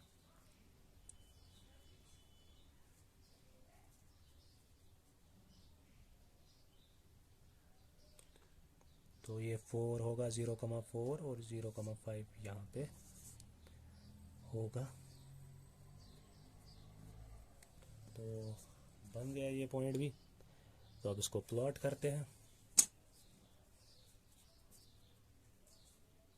करो प्लॉट।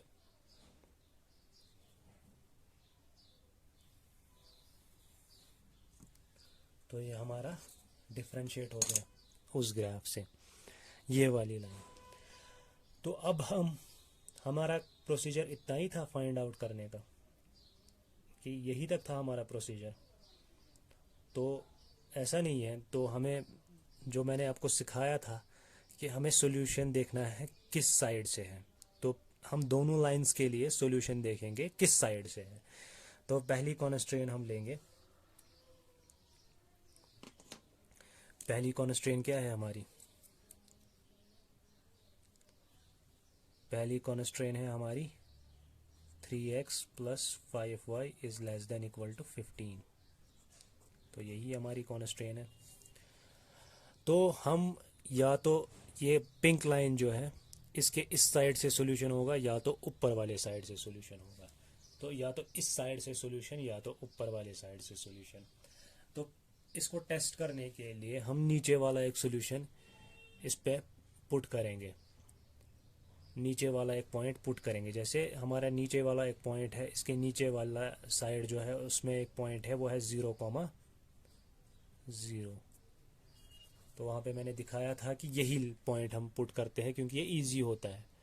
तो 0,0 हम जब हम पुट करेंगे इस इक्वेशन में, तो 30 + 50 is less than equal to 15।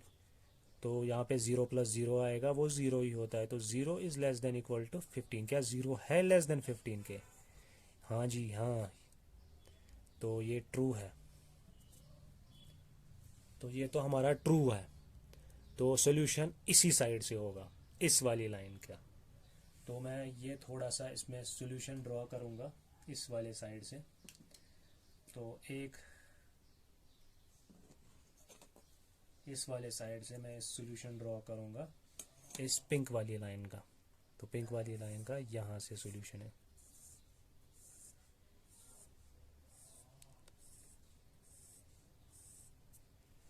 तो पिंक वाली लाइन का यहाँ से सॉल्यूशन है। और अब ऑरेंज लाइन का हमें देखना है। तो ऑरेंज वाली लाइन हम उठाएंगे, ऑरेंज वाली लाइन क्या है? तो ऑरेंज वाली लाइन हमारी है 5x + 2y is less than equal to 10।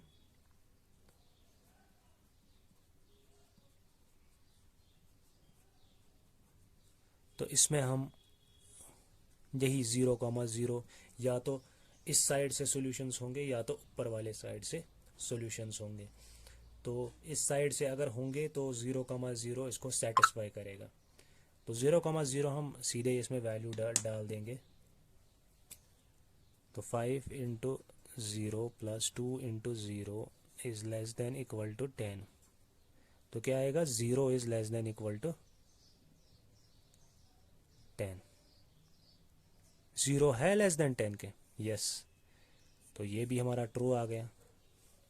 तो इसका भी नीचे साइड से ही, इसके भी नीचे साइड से ही सॉल्यूशंस होंगे, मतलब इस साइड से, लाइन के इस साइड से इसके भी सॉल्यूशंस होंगे।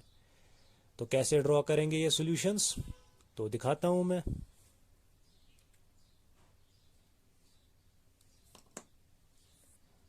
तो इसको हम थोड़ा सा ऐसे ड्रॉ करेंगे।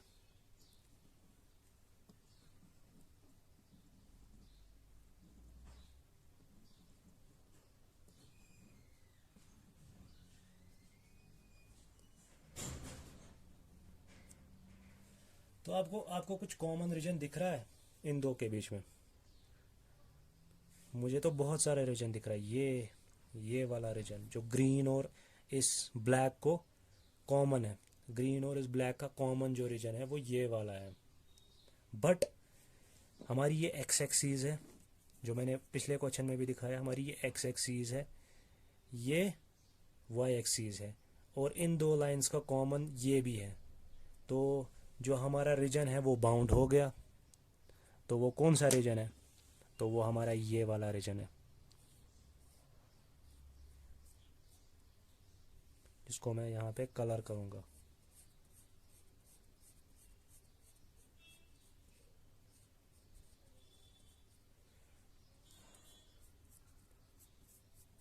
तो हो गया कलर भी। तो ये वाला हमारा फीजिबल रीजन है। तो जो ये फीजिबल रीजन है, इसके हम कॉर्नर पॉइंट्स देखते हैं। तो पहला कॉर्नर पॉइंट है 0,0, वो तो पता ही है। और दूसरा कॉर्नर पॉइंट कौन सा है? ये वाला 2,0। और तीसरा कॉर्नर पॉइंट हमारा है 0,3। और चौथा कॉर्नर पॉइंट यहाँ पे है कि नहीं? इन दोनों का, इन दो लाइंस का इंटरसेक्शन, है चौथा कॉर्नर पॉइंट हमारा। चौथा कॉर्नर पॉइंट है इन दो लाइंस का इंटरसेक्शन। है हमारा चौथा कॉर्नर पॉइंट। ये कैसे हम फाइंड आउट करेंगे ये इंटरसेक्शन? या तो स्केल से सीधे ही देखेंगे कि y की तरफ से कितनी डिस्टेंस है, या तो स्केल से सीधे फाइंड आउट करो। देखो तो कुछ 2.4 जैसा कुछ दिख रहा है, और x की तरफ से कितनी डिस्टेंस है इस पॉइंट की x की तरफ से, ऐसा कुछ। तो पॉइंट्स में कुछ आ रहा है वैल्यू। बट ये जो आप ग्राफ से निकालोगे वो अप्रोक्सीमेट वैल्यू हो जाएगा, वो आपका अप्रोक्सीमेट वैल्यू आ जाएगा। तो वो वैल्यू आपको नहीं लेना है। तो आपको मैं एक मेथड सिखाऊंगा यहाँ पे, एलिमिनेशन मेथड, जो आपने पढ़ी ही होगी, 10th क्लास में पढ़ी होगी। डेफिनेटली 10th क्लास में आपने एलिमिनेशन मेथड पढ़ी होगी कि एलिमिनेशन मेथड कैसे करते हैं। तो वही एलिमिनेशन मेथड से ही हम ये इंटरसेक्शन निकालेंगे। तो ये जो इंटरसेक्शन है यहाँ पे, ये हम एलिमिनेशन मेथड से निकालेंगे और इस ग्राफ पे हम प्लॉट करेंगे।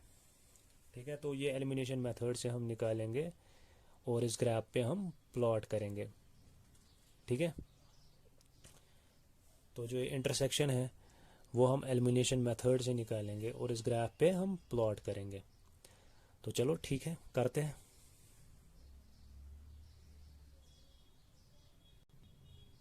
तो जो हमारी पहली इक्वेशन है वो थी क्या? 3x + 5y = 15।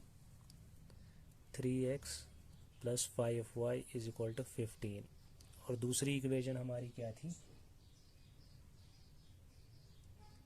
5x plus 2y is equal to 10, 5x plus 2y is equal to 10। ठीक है, तो ये हमारी इक्वेशन है, दो इक्वेशंस हैं।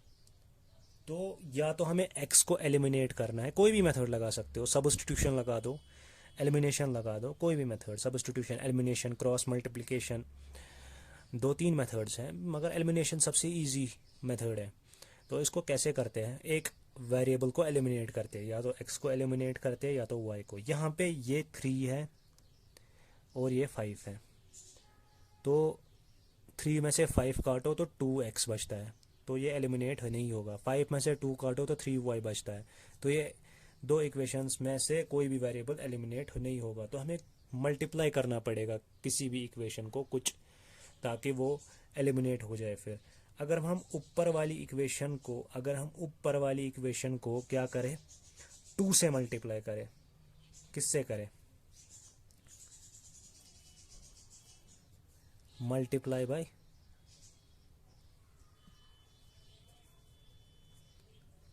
2, तो क्या आएगा, 3 2 ज़ार 6, फिर 5 2 ज़ार 10, 15 2 ज़ार 30। तो मैंने 2 से मल्टीप्लाई कर दिया, तो इक्वेशन ये आ गई। और जो हमारी दूसरी इक्वेशन, इसको हम 5 से मल्टीप्लाई करेंगे।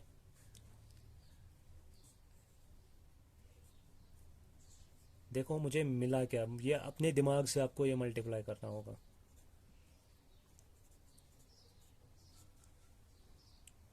देखो मिलेगा क्या, मेरे मल्टीप्लाई करने से, जो मैंने सोचा दिमाग में मल्टीप्लाई क्यों करना है 5 से, वो आपको यहाँ पे आंसर मिल जाएगा अभी, क्यों मैंने मल्टीप्लाई किया 2 से उसको और इसको 5 से। तो क्या आ जाएगा, 5 2 ज़ार 10, दूसरी इक्वेशन में मैंने 5 से मल्टीप्लाई किया, 5 5 ज़ार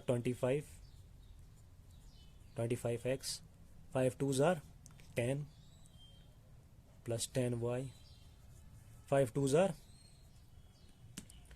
10, 5 2 ज़ार 5 10 ज़ार 50, सॉरी 5 10 ज़ार 50, 5 2 ज़ार 10, 5 5 ज़ार 25। तो ये तो आ गया। तो देखो आप यहाँ पे 10y आ गया, यहाँ पे भी 10y आ गया। अगर हम इनको अब माइनस करेंगे तो हमारा y जो है वो एलिमिनेट हो जाएगा। तो अगर हम सब्ट्रैक्ट करेंगे, जो हमने लीनियर इक्वेशन में जाना कि सब्ट्रैक्ट जब करते हैं साइन चेंज होती है, तो जब आप याद रखोगे सब्ट्रैक्ट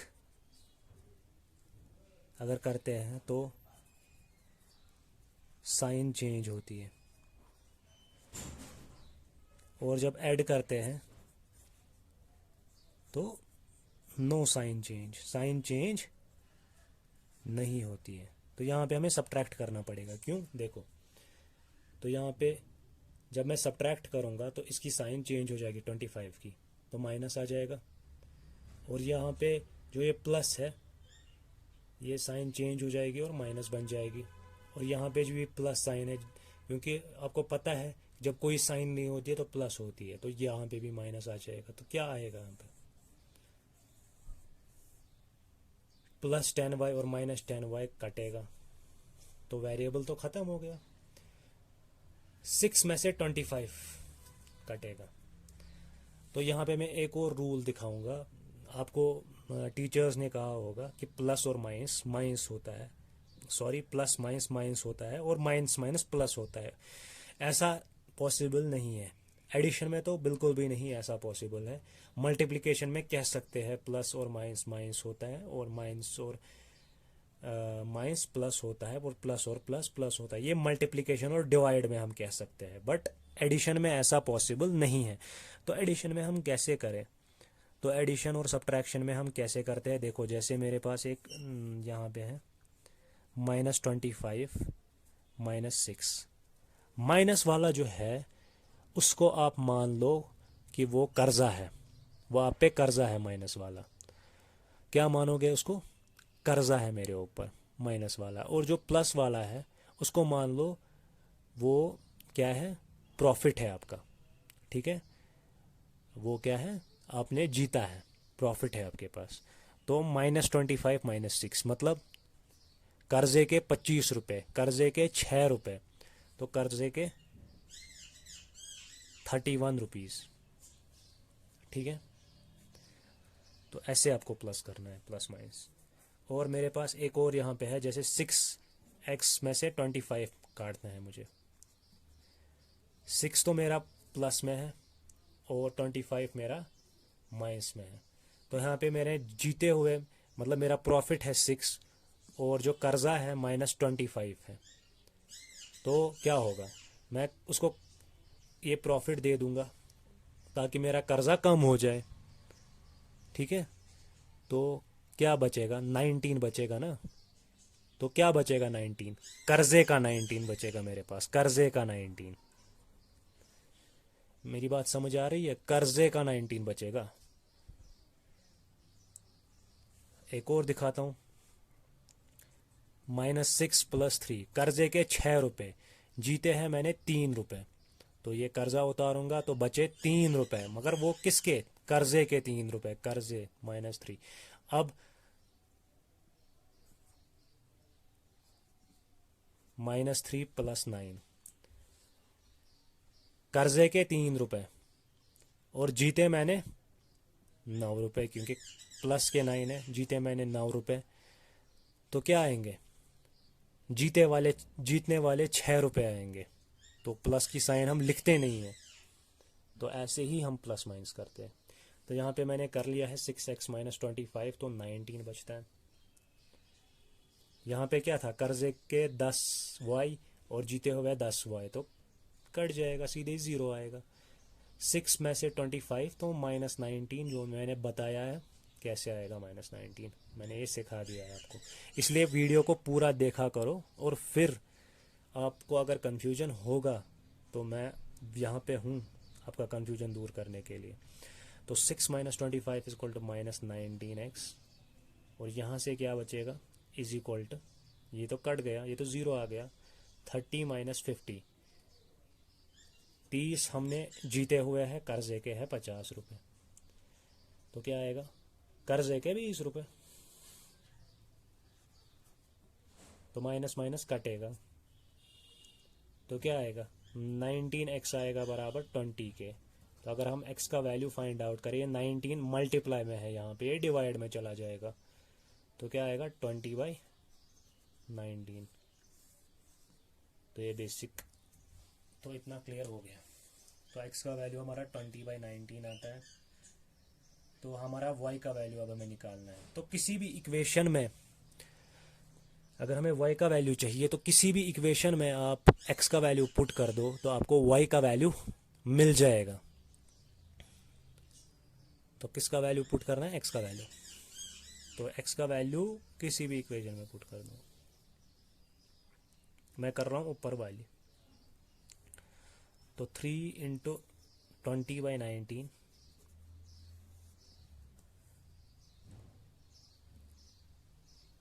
प्लस 5y = 15।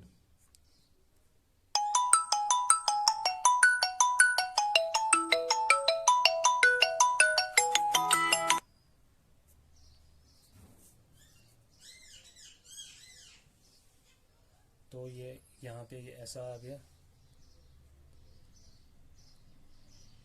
21 ज़ा 20, 22 ज़ा और 23 ज़ा क्या होता है 60, 60/19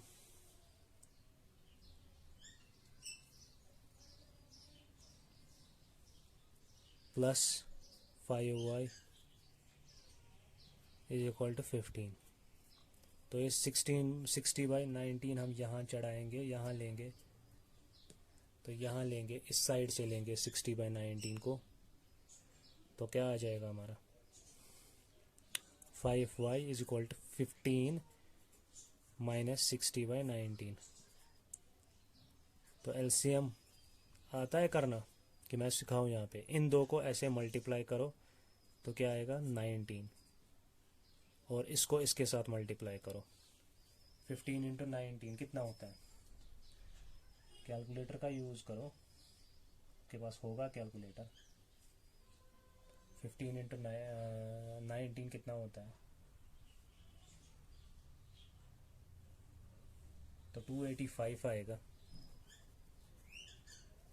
माइनस 60, इसको इसके साथ माइनस है ना बीच में, ये माइनस, तो 60 इंटू 1 60, तो 5y किसके बराबर आएगा? 285 में से 60 काटो,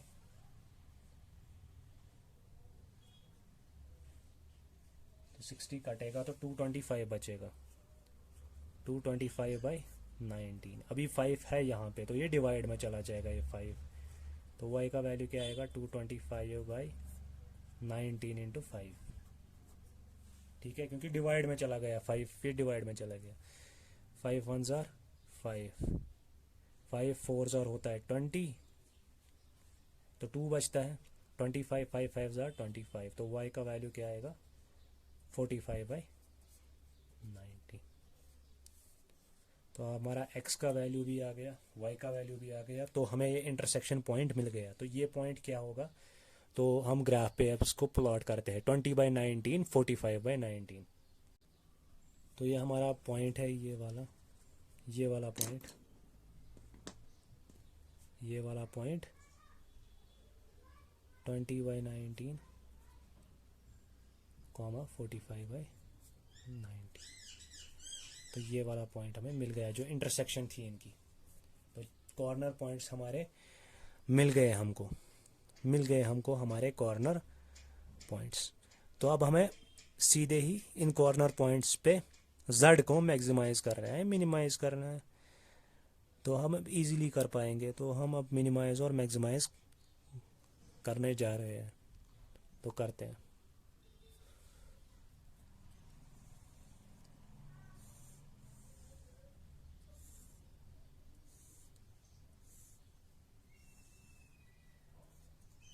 तो ये हमारे CPs में यहाँ पे लिख रहा हूँ।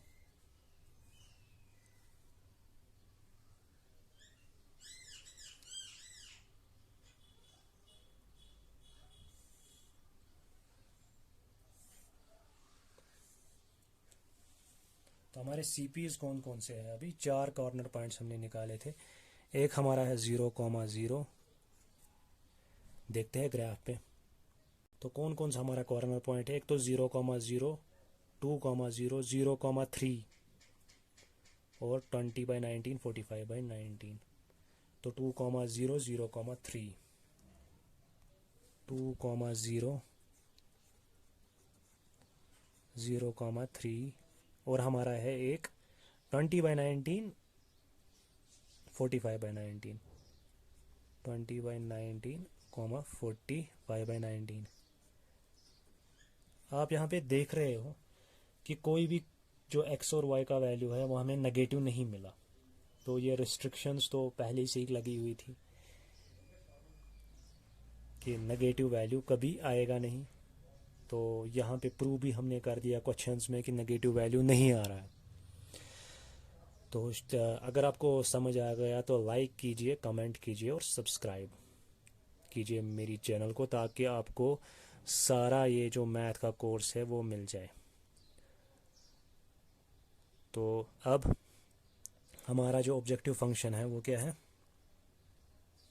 हमारी जो ऑब्जेक्टिव फंक्शन है इस क्वेश्चन में वो इतनी है,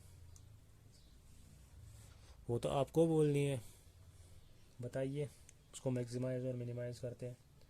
z = 5x + 3y है हमारी।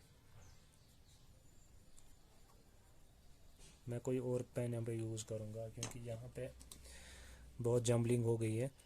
तो पहले मुझे 0,0 निकालना है। अब मैं ऐसे ही वैल्यू निकालूंगा, 5 × 0, x के बदले 0 और y के बदले भी 0, 5 × 0 + 3 × 0, 0 + 0, तो ये हमारा 0 आएगा। पहले वाले को ही 5 2 जार 10, दूसरा वैल्यू तो 0 ही है, y × 0, तो 3 × 0 तो 0 ही आएगा, 5 2 जार 10, सीधे ही।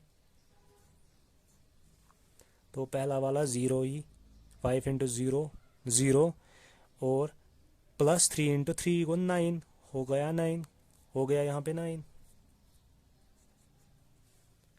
और फिर उसके बाद 5 into 20/19 plus 3 into 20/45/19,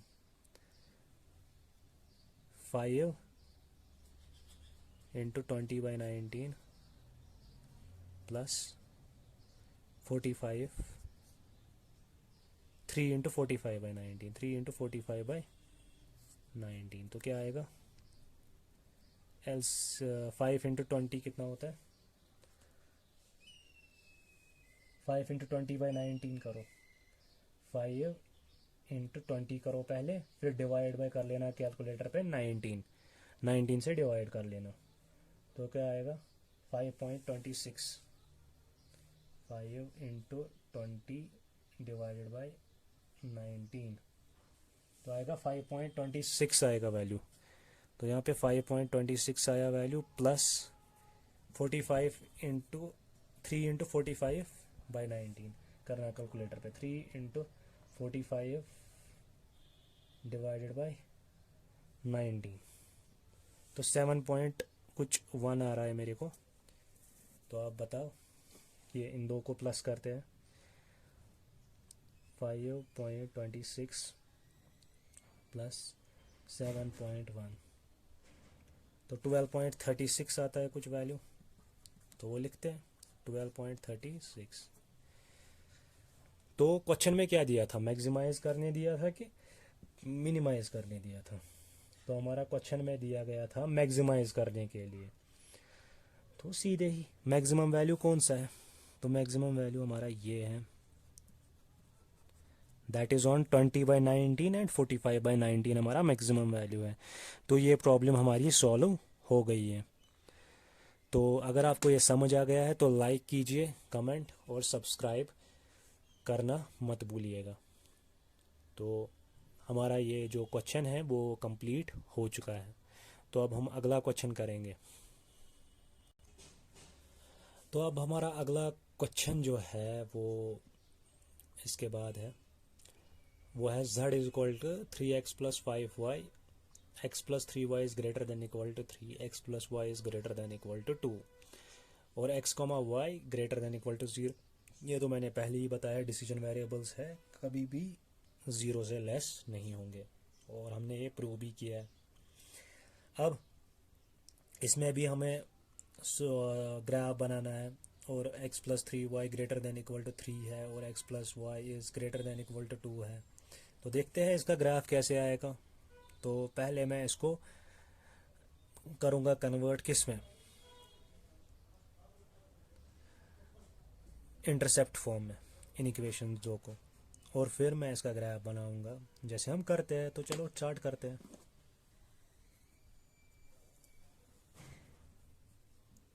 x plus 3y is greater than equal to 3, ignore करो इनइक्वालिटी, तो x plus 3y is equal to 3, और यहाँ पे भी x plus y is greater than equal to 2, ignore करो इनइक्वालिटी, तो x plus y is equal to 2।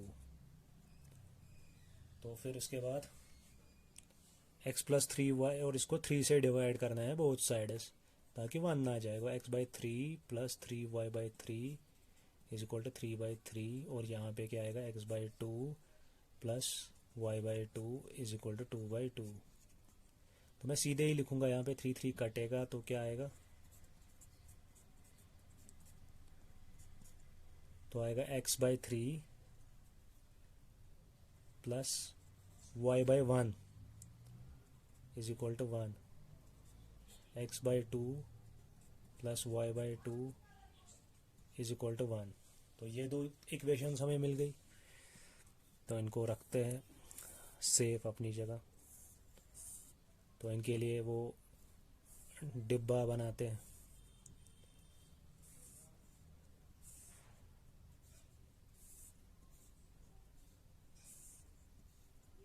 और ये x है, ये y है, ये x है, y है। x का वैल्यू जब 3 था तो y का वैल्यू 0, y का वैल्यू जब 1 था तो ये 0, तो 2, ये y 0 और 0 और ये 2। तो ये तो मैंने आपको समझाया ये पिछले क्वेश्चंस में कि कैसे करना है। तो दो कंस्ट्रेंट्स मैंने सॉल्व कर दी आपकी। अब इसका ग्राफ प्लॉट करना है, तो ग्राफ प्लॉट करते हैं।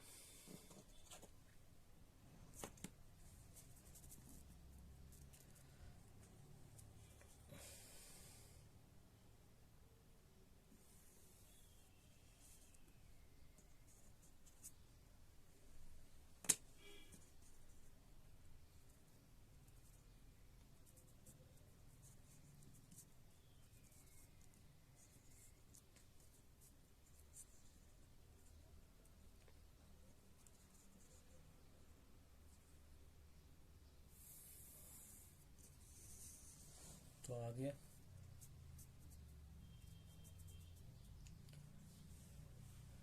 तो आ गया यहाँ पे। तो अब हम प्लॉट करते हैं ये पॉइंट्स। पहला है 3,0 और 0,1, पहली कॉन्स्ट्रेंट का 3,0 0,1। तो यहाँ से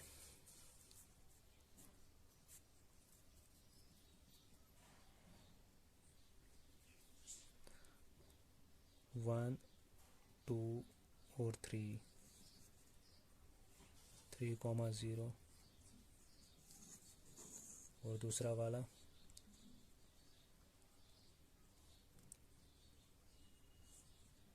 0,1। तो इन दो को मिलाएंगे।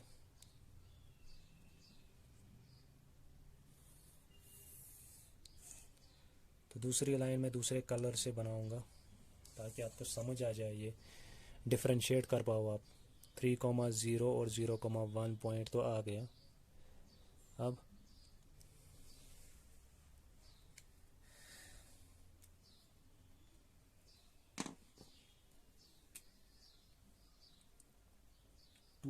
दूसरी वाली लाइन जो है वो है 2,0 0,2।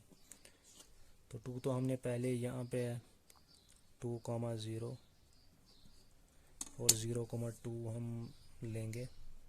तो यहाँ पे होगा लगभग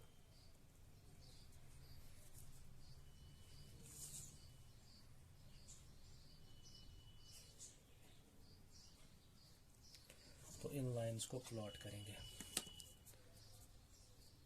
ताकि डिफरेंशिएट हो जाए। मैंने इसीलिए ऑरेंज कलर से बनाया।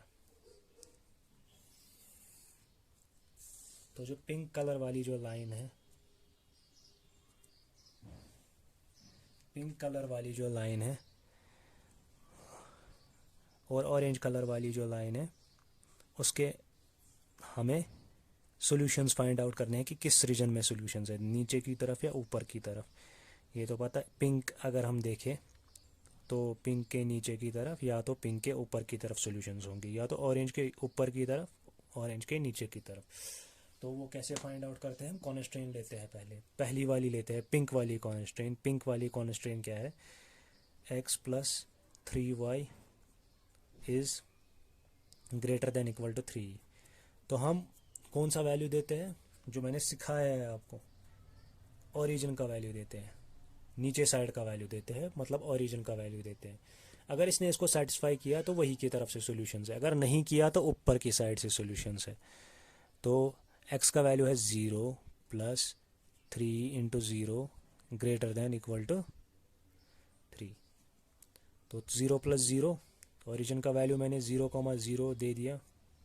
तो क्या आएगा? 0 प्लस 0, 0 ग्रेटर देन है 3 के, 0 ग्रेटर देन है 3 के। नहीं, ये रॉन्ग भी हमारा आ गया। हमारा ये रॉन्ग आ गया। 0 ग्रेटर देन कभी 3 के नहीं होगा। That's not true. सो इसका मतलब क्या है? इसका मतलब है नीचे के साइड से सॉल्यूशंस अभी है नहीं। तो किसके साइड से है? ऊपर की साइड से सॉल्यूशंस है हमारे, ऊपर के साइड से। तो मैं ड्रॉ करता हूँ ऊपर के साइड से।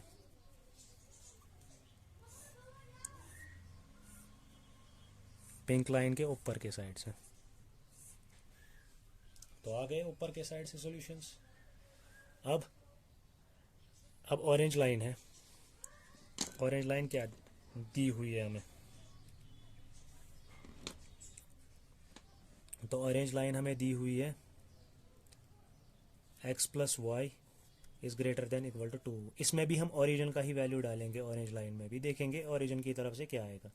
तो 0 plus 0 is greater than equal to 2। तो 0 ग्रेटर देन है 2 के, ग्रेटर देन इक्वल टू 2 नहीं है। तो इसके भी नीचे की साइड से सॉल्यूशंस नहीं है। तो इसके भी ऊपर के साइड से सॉल्यूशंस है। तो मैं दिखाता हूँ, ड्रॉ करता हूँ ऊपर के साइड से सॉल्यूशन ब्लैक पेन से।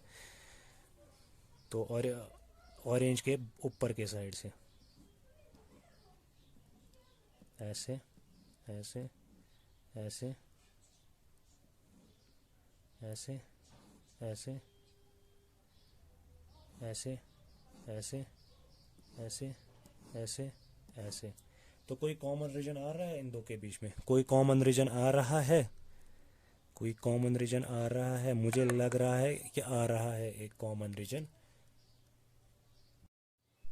तो कोई कॉमन रीजन आ रहा है इन दो के साइड? तो कोई कॉमन रीजन आ रहा है? तो मुझे तो लग रहा है कि कोई कॉमन रीजन आ रहा है। तो कौन सा कॉमन रीजन आ रहा है अभी? तो उसको मैं कलर आउट कर देता हूँ अभी।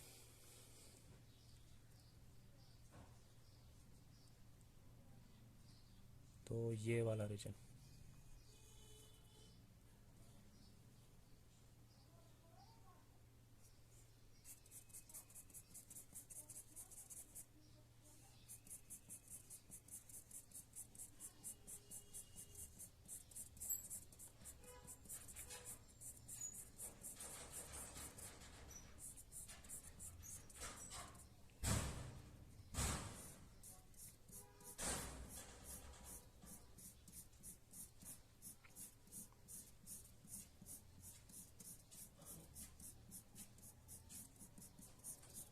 तो ये वाला रीजन हमारा आ रहा है। तो कौन कौन से कॉर्नर पॉइंट है? एक तो ये कॉर्नर पॉइंट है, होगा इन दो का इंटरसेक्शन। एक तो कॉर्नर पॉइंट होगा, कोई और कॉर्नर पॉइंट है? एक तो ये कॉर्नर पॉइंट है, ये वाला 3,0, और कोई कॉर्नर पॉइंट, और ये हमारा कॉर्नर पॉइंट है 0,2 जो इसमें थोड़ा गायब हो गया। मैं थोड़ा सा हाईलाइट कर देता हूँ 0,2, ये वाला कॉर्नर पॉइंट। तो यही तीन हमारे कॉर्नर पॉइंट्स अभी होंगे। तो हमने ये कॉर्नर पॉइंट्स निकाल लिए, ठीक है। तो मैंने ये तीनों कॉर्नर पॉइंट्स आपको निकाल लिए हैं। अब इसके बाद इन कॉर्नर पॉइंट्स पे हम मैक्सिमाइज़ और मिनिमाइज़ करेंगे। पहले तो हमें ये वाला कॉर्नर पॉइंट फाइंड आउट करना है, ये वाला कॉर्नर पॉइंट, क्योंकि ये इन दो का इंटरसेक्शन है। ये हम एलिमिनेशन मेथड से करेंगे, जो मैंने दिखाई है, एलिमिनेशन मेथड मैंने जो दिखाई, तो वो एलिमिनेशन मेथड मैंने आपको दिखाई है। तो उससे हम इनको एक कॉर्नर पॉइंट निकालेंगे और फिर एक कॉर्नर पॉइंट्स पे हम मैक्सिमाइज़ और मिनिमाइज़ करेंगे। मगर एक और चीज़ यहाँ पे नोटिस करने वाली है कि जो रीजन है वो एक्स एक्सीज और वाई एक्सीज में बंद नहीं हो रहा है, मतलब बाउंड नहीं है, चारों तरफ से बाउंड नहीं है, खुला हुआ है। तो यहाँ पे हमारी जो हमारी थ्योरम 2 है उसमें हमें जाना होगा, और वहाँ पे या तो वहाँ पे हमने पढ़ा था कि या जब अनबाउंडेड होता है रीजन तो या तो मिनिमम और मैक्सिमम एग्जिस्ट करता है या तो नहीं कर सकता है। तो यहाँ पे हमें देखना होगा कि एग्जिस्ट करेगा या नहीं करेगा, देखते हैं। तो वो बात की बात है, पहले हम कॉर्नर पॉइंट्स, तो ये वाला पॉइंट भी हमें पहले निकालना होगा, ये इंटरसेक्शन भी हमें निकालनी होगी। तो निकालते हैं ये इंटरसेक्शन जल्दी जल्दी। तो इंटरसेक्शन कैसे निकालेंगे? इन्हीं दो इक्वेशंस को लेंगे और इनमें एलिमिनेशन मेथड हम अप्लाई करेंगे। तो कौन कौन सी इक्वेशन है हमारी? x plus 3y is equal to 3, x plus 3y is equal to 3, और दूसरी इक्वेशन हमारी है x plus y is equal to 2, x plus y is equal to 2। ये हमारी दो इक्वेशंस हैं। तो इनको क्या करेंगे हम? काम सब्ट्रैक्ट करेंगे, जैसे हमने पिछले बार किया था, क्योंकि यहाँ पे सीधे x और x है तो ये सीधे एलिमिनेट हो जाएंगे, मल्टीप्लाई करने की कोई ज़रूरत नहीं है। तो सीधे ही सब्ट्रैक्टिंग करेंगे, तो यहाँ पे साइन चेंज हो जाएगी, और यहाँ पे भी साइन चेंज हो जाएगी, और यहाँ पे भी साइन चेंज हो जाएगी। तो x माइनस एक्स कैंसिल हो जाएगा। 3y है प्लस के, और कर्जे का 1y है, तो बचा कितना? प्लस, मतलब प्रॉफिट के 3y और कर्जे का 1y, तो 2y बचेंगे। और यहाँ पे 3 माइनस 1 कितना होता है? 3 माइनस 2 कितना होता है? 1। तो y का वैल्यू क्या आएगा? 1/2। तो ये 2 डिवाइड में आ जाएगा 1 के। और अब x का वैल्यू फाइंड आउट करने के लिए y का वैल्यू इसमें पुट करेंगे। दूसरी वाली इक्वेशन आसान है, उसी में करेंगे x प्लस वाई। दूसरी वाली इक्वेशन क्या है? x plus y is equal to 2, उसी में हम y का वैल्यू पुट करेंगे। तो x plus 1/2 is equal to two. तो x का वैल्यू क्या आएगा, 2 माइनस 1/2। तो x का वैल्यू आएगा क्या, इसको इसके साथ मल्टीप्लाई, इसको इसके साथ 2 2 ज़ा 4, फिर माइनस बीच में 1 को 1 के साथ, तो 1, तो आएगा 3/2। तो x इज इक्वल टू 3/2। तो ये पॉइंट हमें निकल गया, तो इसको प्लॉट करते हैं। तो कौन सा पॉइंट है ये, 1/2, 3/2। तो कौन सा पॉइंट है हमारा, तो ये वाला जो पॉइंट है ये क्या है, x का वैल्यू क्या निकला हमें, 1/2, 3/2। तो यही वैल्यू है हमारा। सॉरी मैंने गलत लिखवा दिया, 3/2, 1/2, क्योंकि x का वैल्यू 3/2 आया और y का वैल्यू आया 1/2। 3/2, 1/2। तो 3/2, 1/2 आ गया वैल्यू, और एक है हमारे पास, तो 3 कॉर्नर पॉइंट्स आ गए। तो इन पे हम इन कॉर्नर पॉइंट्स पे हम मिनिमम और मैक्सिमम वैल्यू निकालेंगे। तो कैसे निकालते हैं ज़रा बताओ। तो चलो करते हैं ये भी। तो मैं यहाँ पे ही करूँगा, क्योंकि वहाँ पे मेरी जगह थोड़ी बच जाएगी, क्योंकि वहाँ पे मुझे फिर एक और चीज़ करनी है, तो वो मैं आपको दिखाऊंगा अभी क्या करना है। तो हमारे यहाँ पे क्या है, ये CPs हैं, और कॉर्नर पॉइंट्स हमारे 3 ही हैं अभी। एक तो है 0,2, दूसरा है 2,0, 3,0 है, सॉरी 3,0, और तीसरा क्या है, तीसरा है 3/2, 1/2, 3/2, 1/2। और z का वैल्यू क्या है हमारा, z का value, z is equal to 3x plus 5y। तो दे दो वैल्यूज, निकालो। तो पहले वाले में 0,2 जब हम देंगे, 0,2 जब हम इसमें देंगे, तो क्या आएगा, 3 इंटू 0, तो 0 ही, प्लस 5 इंटू 2, 10 आएगा। तो पहला वैल्यू 10, फिर दूसरा वैल्यू 3 इंटू 3 9 आता है, और 5 इंटू 0 0 आएगा, तो वो तो नहीं आएगा, 3 3 हो गया 9। अब तीसरा वैल्यू है 3 इंटू 3/2, 3 इंटू 3/2 प्लस 5 इंटू 1/2, तो क्या आएगा 9/2। 9/2 लगभग होता है, ऐसे ही लिखेंगे 9/2 प्लस 5/2। तो 9/2 प्लस 5/2 होगा,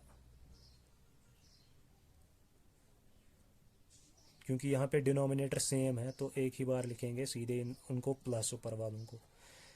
तो 14/2 आएगा, 2 7 14, तो आएगा 7 ये वैल्यू।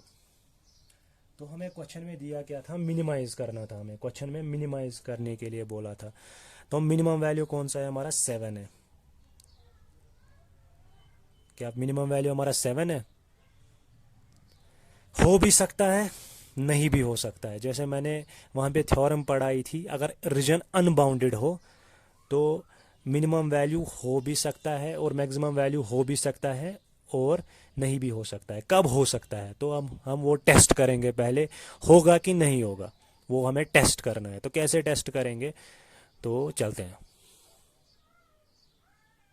जो हमारी ऑब्जेक्टिव फंक्शन है वो है 3x प्लस 5y, थी ना, हमारी ऑब्जेक्टिव फंक्शन ये थी।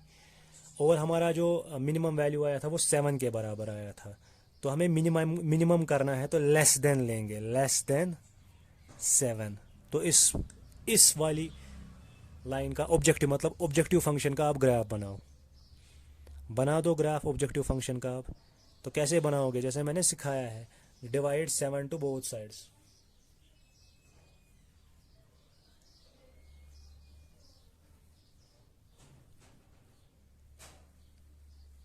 तो वैसे ही बनाओगे। तो बना इसका graph 3x plus 5y is less than equal to 7। तो कैसे करेंगे, 7 से डिवाइड करें, पहले इग्नोर इनक्वालिटी करेंगे, इग्नोर करेंगे तो इज इक्वल टू 7 आएगा। तो फिर उसके बाद डिवाइड बाई 7 करेंगे तो 3x by 7 plus 5y by 7 is equal to 1। तो ऐसे ही करेंगे, 7 और 7 लेंगे नहीं। ये अब मेरी बात याद रखना कि हमें हमेशा equation x by a plus y by b is equal to 1 के फॉर्म में होनी चाहिए, तो हम ले सकते हैं, वरना नहीं ले सकते। तो ये 3 को हम क्या करेंगे, तो इसको डिवाइड में लाएंगे 7 के। कैसे, x divide by 7 by 3 plus y divided by 7 by 5 is equal to 1। तो ये आया कैसे, देखो अगर हम x बाई 7 बाई 3 लेंगे तो इसका रेसिप्रोकल करो, x इंटू 3 बाई 7 आएगा, तो वापस आ गया 3x बाई 7। तो आ गया समझे ये मैंने कैसे लिया, तो x by 7 by 3 plus y 7 by 5 is equal to 1। ठीक, तो ये ठीक, ये आपको समझ आ गया होगा ये स्टेप। तो कौन से दो मतलब हमारे पास पॉइंट्स हैं, x और y। x जब 7 बाई 3 था, y था 0, और x y जब 7 बाई 5 था तो ये था 0 x।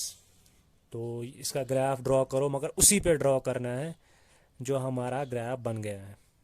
तो मैं कोई और कलर, अलग कलर लूँगा, अब अलग कोई कलर लूँगा।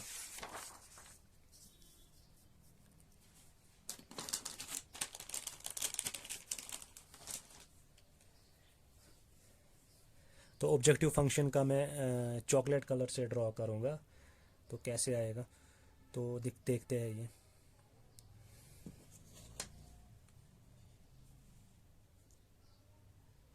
तो पहला है हमारा पॉइंट, तो पहला पॉइंट हमारा है 7 बाई 3 कॉमा 0। तो 7 बाई 3 कॉमा 0 हम कैसे प्लॉट करेंगे, कैलकुलेटर पे सीधे 7 बाई 3 कर लो, 7 बाई 3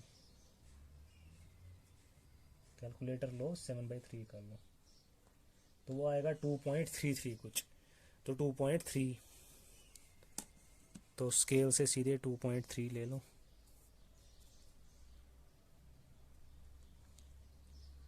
तो कुछ यहाँ पे आएगा, कुछ यहाँ पे, कुछ यहाँ पे आएगा। तो मैंने कलर डाल दिया है। और दूसरा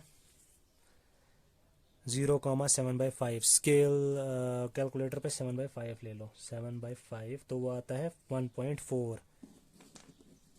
तो कुछ यहाँ पे आएगा।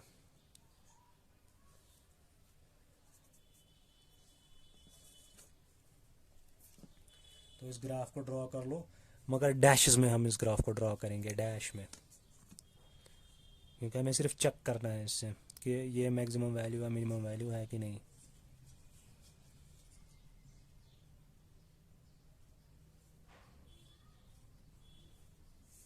तो ये वाला ग्राफ होगा ये, जो डैशेस में हमने ड्रॉ किया। तो अब इस ग्राफ के इस साइड से सॉल्यूशंस होंगे या ऊपर वाले साइड से सॉल्यूशंस होंगे, तो कॉन्स्ट्रेंट से ही हमें पता चलेगा ऊपर के साइड से है कि नीचे की साइड से है। तो कॉन्स्ट्रेंट क्या है हमारी, तो पीछे से देखते हैं। तो हमारी कॉन्स्ट्रेंट है 3x plus 5y is less than 7। तो हम वही ओरिजिन वाला मेथड लेंगे, ओरिजिन का वैल्यू देंगे। तो 0 है लेस देन 7 के, यस, तो ये ट्रू है। तो सॉल्यूशन नीचे की साइड से आएंगे। तो सॉल्यूशन कहाँ की साइड से आएंगे, नीचे की साइड से। तो सॉल्यूशंस इसके नीचे के साइड से होंगे। तो ऐसे ऐसा कुछ होगा। तो इसका मतलब क्या है, जो ऑब्जेक्टिव फंक्शन है हमारी, उसका जो रीजन है वो कॉमन नहीं आ रहा है, वो रीजन कॉमन नहीं आ रहा है। तो हमने वो पढ़ा था, क्या पढ़ा था हमने? पढ़ा था कि अगर हम ग्राफ बनाएंगे ऑब्जेक्टिव फंक्शन का, अगर कॉमन रीजन नहीं आया तो m इज़ मैक्सिमम वैल्यू, और अगर कॉमन रीजन नहीं आया तो m इज़ मिनिमम वैल्यू, और इसका ग्राफ बनाना है। अगर मैक्सिमम होगा ग्रेटर देन m लेना है, ग्राफ बनाना है, लेस देन m लेना है, ग्राफ बनाना है। तो हमने यहाँ पे मिनिमम वैल्यू के लिए लेस देन m लिया और ग्राफ बनाया, और कॉमन रीजन हमारा ऑब्जेक्टिव फंक्शन के साथ नहीं आया। तो इसका मतलब इस हिसाब से, इस कंडीशन से, कंडीशन नंबर 20 से हमें पता चला कि m जो है वो मिनिमम वैल्यू है। मतलब जो 7 है वो सच में मिनिमम वैल्यू है, और इसका मिनिमम वैल्यू एग्जिस्ट करता है। तो मैं यही लिखूंगा इस पे, क्या लिखूंगा? Since region is unbounded, region was unbounded, region था अनबाउंडेड, बट जो ऑब्जेक्टिव फंक्शन, बट जो 3x plus 5y less than 7, मतलब ऑब्जेक्टिव फंक्शन का graph less than minimum value, has no common region with feasible solution, feasible region, that implies to